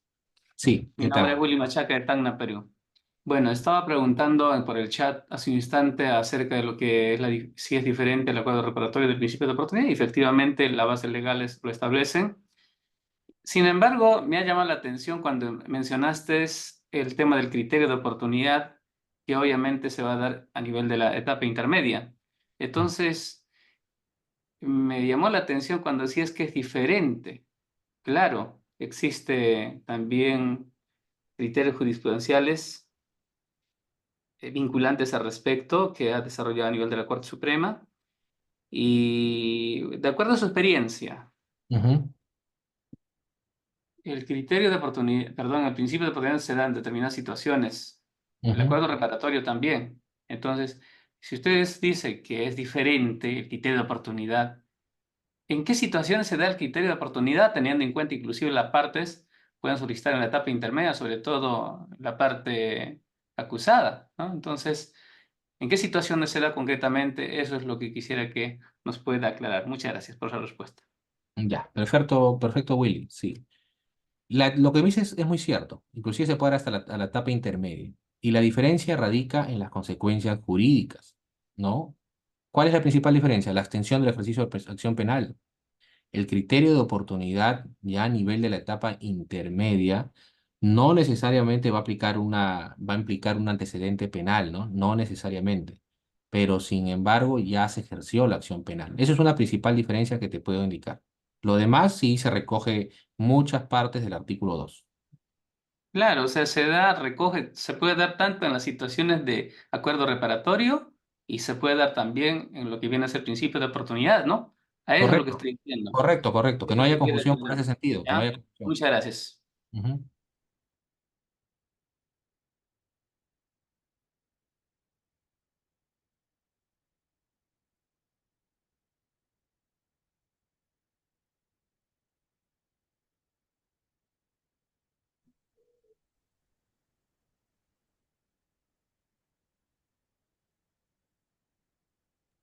Doctor Álvaro, por favor, adelante, su micro está encendido. Ya, sí. Muchas gracias. Buenas noches, doctor. Sí, disculpe. ¿Me escucha, doctor? Sí, Álvaro, ¿no? Sí, sí, doctor. ¿Cómo estás? ¿Qué Bueno, tal? Buenas noches. Mucho gusto. doctor, bueno, sí, bueno, hemos sido entonces compañeros o colegas hace un tiempo. Bueno, yo soy actualmente defensor público Qué de bueno. imputado. Eh, Siempre he puesto acá en la práctica, pues, ¿no? Para los defensores públicos que llevamos muchos casos así, ¿no? A cantidades. Se nos es quizás beneficioso, pues, ¿no? Archivar un caso y esto es la precisa oportunidad, pues, siempre. Básicamente, pues esto se ve pues netamente en la práctica, por ejemplo, en delitos de falsedad genérica, ¿no? Que es quizás lo más usual, ¿no? Bueno, yo trabajo en el Callao. Eh, Acá el detalle es que a veces los fiscales eh, quizás no respetan mucho el tema de los plazos de las investigaciones preliminares, ¿no? En Ujú, el tema de los 120 días en casos simples, ¿no? Como es este, ¿no? ujú, He tenido un caso, por ejemplo, yo ahora último, en el cual en un delito de falsedad genérica se citó a una diligencia, a una audiencia de expresiva oportunidad a nivel preliminar, y yo en esa audiencia yo he dejado constancia, a pesar de que se presentó mi patrocinado, que no se puede arribar a un precio de oportunidad por el hecho de que ya había vencido los plazos de investigación preliminar. Posteriormente yo obviamente pues quizás como defensor conllevaba pues presentar un requerimiento en todo caso o una petición a control de plazos al Poder Judicial. Pero en sí, el control del plazo simplemente, pues de repente, si pasaba al Poder Judicial, el juez decía, pues ya no le da un plazo, ¿no? Para que presenten, ¿no? ujú. Eh, lo pertinente, ¿no? No, no era Pero estrategia. bueno, No era estrategia. Ujú, sí, pues sí, a las finales tampoco, con un control del plazo no buscamos el archivamiento. ujú, O sea, si el fiscal vence sobrepasa el plazo de la investigación preliminar, puede también conllevar a un archivo, ¿no? Por parte de la Fiscalía. Pero eso no hace, pues, de que la acción penal prescriba, ¿no? Ante esos delitos, ¿no? Correcto, correcto, así es. Ujú. Igual el fiscal puede incoar, ¿no? Entonces lo que hizo fue incoar y presentó un Ujú. requerimiento de proceso inmediato. Su requerimiento de An- proceso inmediato. Ujú. Dime, es Ante, 427 segundo párrafo, ¿no? Uso, me imagino. sí, Ya. sí, elementos de comisión, esa aplico. Ujú. Entonces simplemente, y el juez llegó a la audiencia y el juez, pasamos, pues, ¿no? A la típico, ¿no? A la salida alternativa. Pero Ya. ¿por qué el juez dijo, a nivel de preliminares, yo ya no puedo aprobar un principio de oportunidad en esta etapa, o sea, a nivel Poder Judicial, porque ya hubo una incidencia a nivel de diligencias preliminares? Mi pregunta es, ¿por qué los jueces, o sea, o es que el juez calificó mal al no dar la oportunidad de darle una salida alternativa del principio de oportunidad, Claro. sino de frente pidió terminación? Entonces, eso puede ¿Cuál prescribir. era la incidencia según el juez? ¿Cuál era la incidencia? La evidencia es que a nivel preliminar ya nosotros nos habíamos negado a la salida alternativa del principio de oportunidad a nivel preliminar. Cuando, o sea, el juez dijo, si ustedes ya tuvieron una fecha de principio de oportunidad a nivel preliminar y usted, abogado, se negó a darle esa salida alternativa por el tema del plazos ya vencidos, en este despacho ya no podría ser posible ya la aplicación de principio de oportunidad, sino ya sería terminación. Esa es mi pregunta en todo caso, ¿no? Cuando nosotros, como nosotros, abogados, nosotros a nivel preliminar, quizás, no es que no nos neguemos a aplicar un principio de oportunidad a nivel preliminar, sino es que por un plazo ya vencido de la investigación preliminar, Ujú. eh, queremos, damos, dejamos constancia en acta, porque estuvo en acta, de que no era posible, pues, arribar al principio de oportunidad. No sé si de repente por parte mía ha sido quizás no una buena defensa, porque a la final lo que importaba era, pues, el precio de Sí, oportunidad, ¿no? por supuesto, por supuesto. Yo hubiera estado en tu lugar, lo que interesa es cautelar intereses de mi patrocinado. Y en ese momento lo hubieras concluido más práctico, arribando al precio de oportunidad. No te olvides que en quien controla la legalidad es el fiscal en ese sentido. Salvo que se cometa arbitrariedades pues, y atroces en contra de tu defendido. No hay ninguna, porque él favorece a todos los intereses de tu patrocinado. Respondiendo Sí, a tu bueno, pregunta. sí, Respondiendo a doctor, tu pero bueno, pregunta. obviamente, o sea, la arbitrariedad podría también preci- decirse que, a pesar de que ya haya Ujú, vencido los plazos de investigación preliminar, porque ujú, obviamente tenemos casos simples, son ujú, 120 días, pues 60 más 60, ¿no? ujú, Pero este caso ya estaba en fiscalía más de 9 meses. ujú. Entonces la fiscalía, pues, a los 9 meses recién, pues, cita a ese precio de oportunidad. A eso voy, a esa arbitrariedad, que obviamente, Claro, claro. quizás, Pero esa arbitrariedad no acarrea afectación a tu patrocinado. ¿O si había afectación según tu criterio? No había no. ninguna. No había ninguna. Básicamente para mí es una responsabilidad del despacho fiscal. Claro, tú te pusiste en la posición de fiscal cuando tú eras abogado del imputado. Claro. Yo, al ver que ya había vencido los plazos de investigación preliminar, yo buscaba el archivamiento. Porque no sé si te ha pasado en tu experiencia de que la prueba se recaba posterior que se dio conclusión la investigación preparatoria. Se Bueno, presenta requerimiento acusatorio. ¿Qué haces con esa prueba si ya venció la investigación preparatoria? ¿La excluimos del proceso? No, la Corte Suprema dijo ya que así la prueba venga después, se incorpora, sin perjuicio de la responsabilidad funcional del fiscal. mm, ¿Entiendes? O sea, lo que busca la Suprema se ha orientado a lo siguiente: el éxito de la verdad o la búsqueda de la verdad no va a afectar acá. O la conclusión del proceso de manera eficaz no va a afectar de ninguna manera. La conclusión no va a afectar de ninguna manera. Ahora, respondiendo a tu pregunta, el juez dice por un incidente anterior y que ustedes no han querido arribar y tú me has aclarado que pues porque ya estaba el plazo vencido. Primero, el principio, criterio de oportunidad, acuerdo reparatorio, lo puede promover de oficio fiscal y también es un derecho del imputado. Por eso que lo puede solicitar de parte. Si eso lo tenemos claro, estamos frente a un derecho. Esa es la diferencia entre un derecho y un incentivo como los beneficios penitenciarios. ¿Cuál es la diferencia principal de un derecho? Que es un ámbito intersubjetivo, le asiste a esa persona, él es titular del derecho y lo ejerce, y él lo ejerce. Entonces, si él desea ejercerlo en plena audiencia de incoación de proceso inmediato, ¿cómo se le va a decir no lo quiso hacer? O sea, que para eso tiene que haber prohibición expresa normativa que diga una vez que usted se denegó a acogerse al principio de oportunidad o no arribar a ningún acuerdo, se encuentra impedido de acogerse a criterio de oportunidad.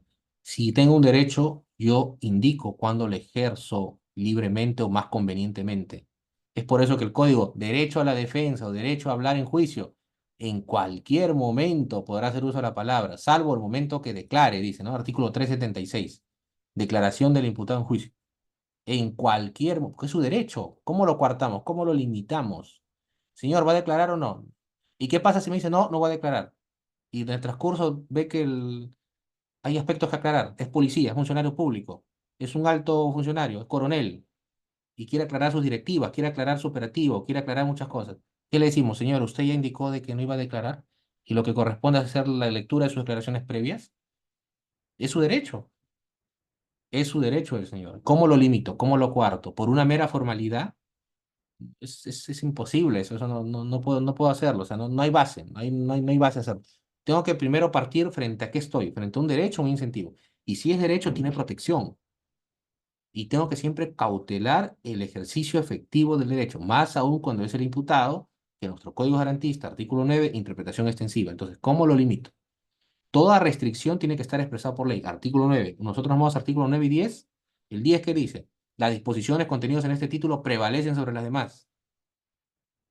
Y es por eso que tanto se critica el nuevo código. Es súper garantista, genera impunidad, ya. Muchas veces sí, pero es básicamente por la mala aplicación de los operadores. Porque ese código de todas maneras se equipara, ¿no?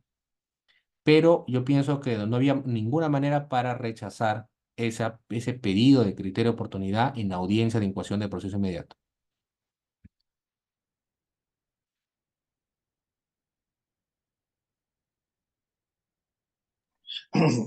Doctor, muy buenas noches Sí, y a Carlos.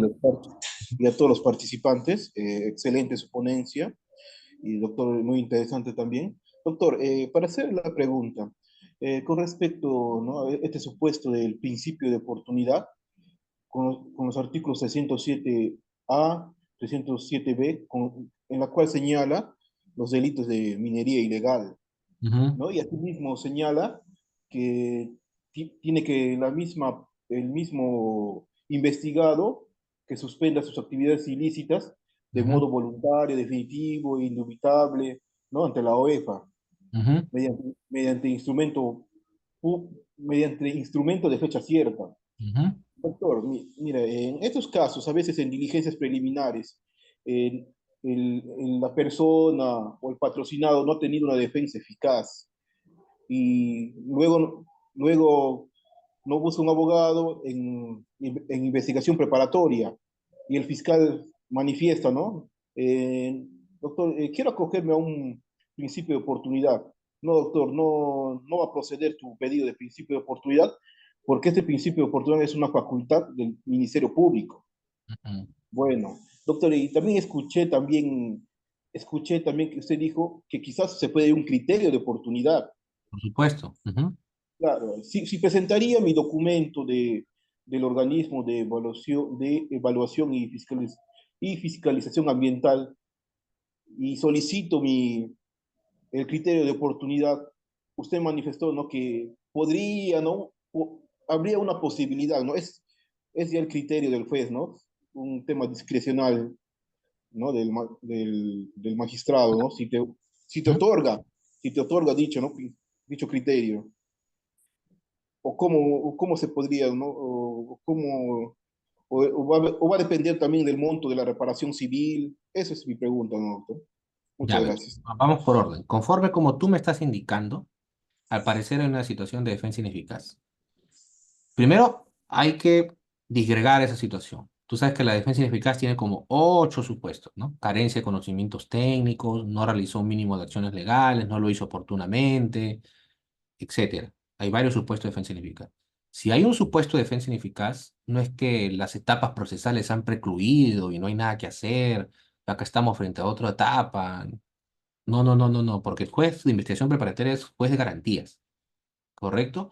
Y cualquier vicio de nulidad, 150 Código Procesal Penal, que acarree afectación al contenido esencial de derechos fundamentales, derecho a la defensa, es un derecho fundamental, derecho a la defensa, y si su contenido es... Céntrate cuando vas a deducir una nulidad en el contenido esencial. A eso está referido hasta qué punto se restringió el derecho a la defensa. Si es una defensa simbólica, formal, de acto de presencia, y tú tienes cómo disgregarlo, cómo fundamentarlo, lo que corresponde es retrotraer el proceso. Lo que corresponde es retrotraer el proceso. Ahora, si yo me pongo en la posición de juez y ya me quedó claro que hay un vicio de nulidad, pero después hay actos de convalidación, 151, 152 del Código Procesal Penal, es decir, que la parte que debió deducir, advertir esa nulidad, no lo hizo, y ese acto procesal produjo todos sus efectos, y por eso que estamos donde estamos ahora en la etapa procesal, eso me implica, uno, como juez, decir, estamos frente a un vicio de nulidad. Dos, se convalidó. Tres, tú tienes que distinguir que no solamente es una facultad exclusiva del Ministerio Público, porque también le permite solicitar al imputado, porque directamente quien va a resarcir esos daños es el imputado, entonces él está comprendido, él puede solicitarlo. Entonces, si haces ese razonamiento en ese orden que te digo, según lo que tú me estás indicando, no conozco tu caso ni menos la carpeta fiscal, yo creo que el juzgador se va a encontrar en la obligación de hacerlo. Y si emite una resolución en contra, si tranquilamente presenta su recurso impugnatorio de apelación de un auto, la sala lo va a revocar, ¿no? Porque las salas tienen más ese perfil de ser más garantistas, ¿no? Salvo en los casos de delitos contra la libertad sexual o casos de feminicidio, que es bien difícil, ¿no? Que la sala más ve el tema de la conmoción social que otra cosa. Pero si lo planteas en ese orden, se va a coger tu pedido. Sí, se va a coger tu pedido.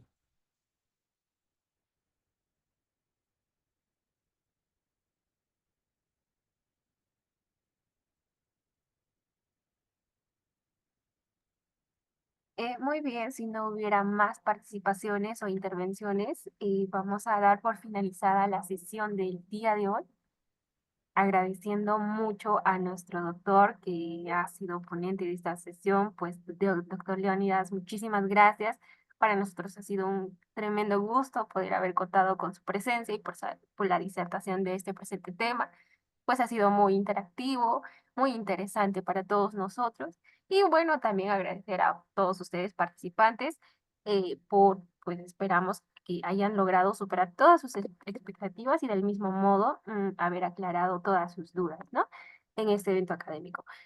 Bueno, les pedimos, por favor, se puedan quedar unos minutos para poderles explicar acerca de algunos detalles de la certificación. Buenas noches, gracias, gracias. A usted, doctor, muy buenas noches.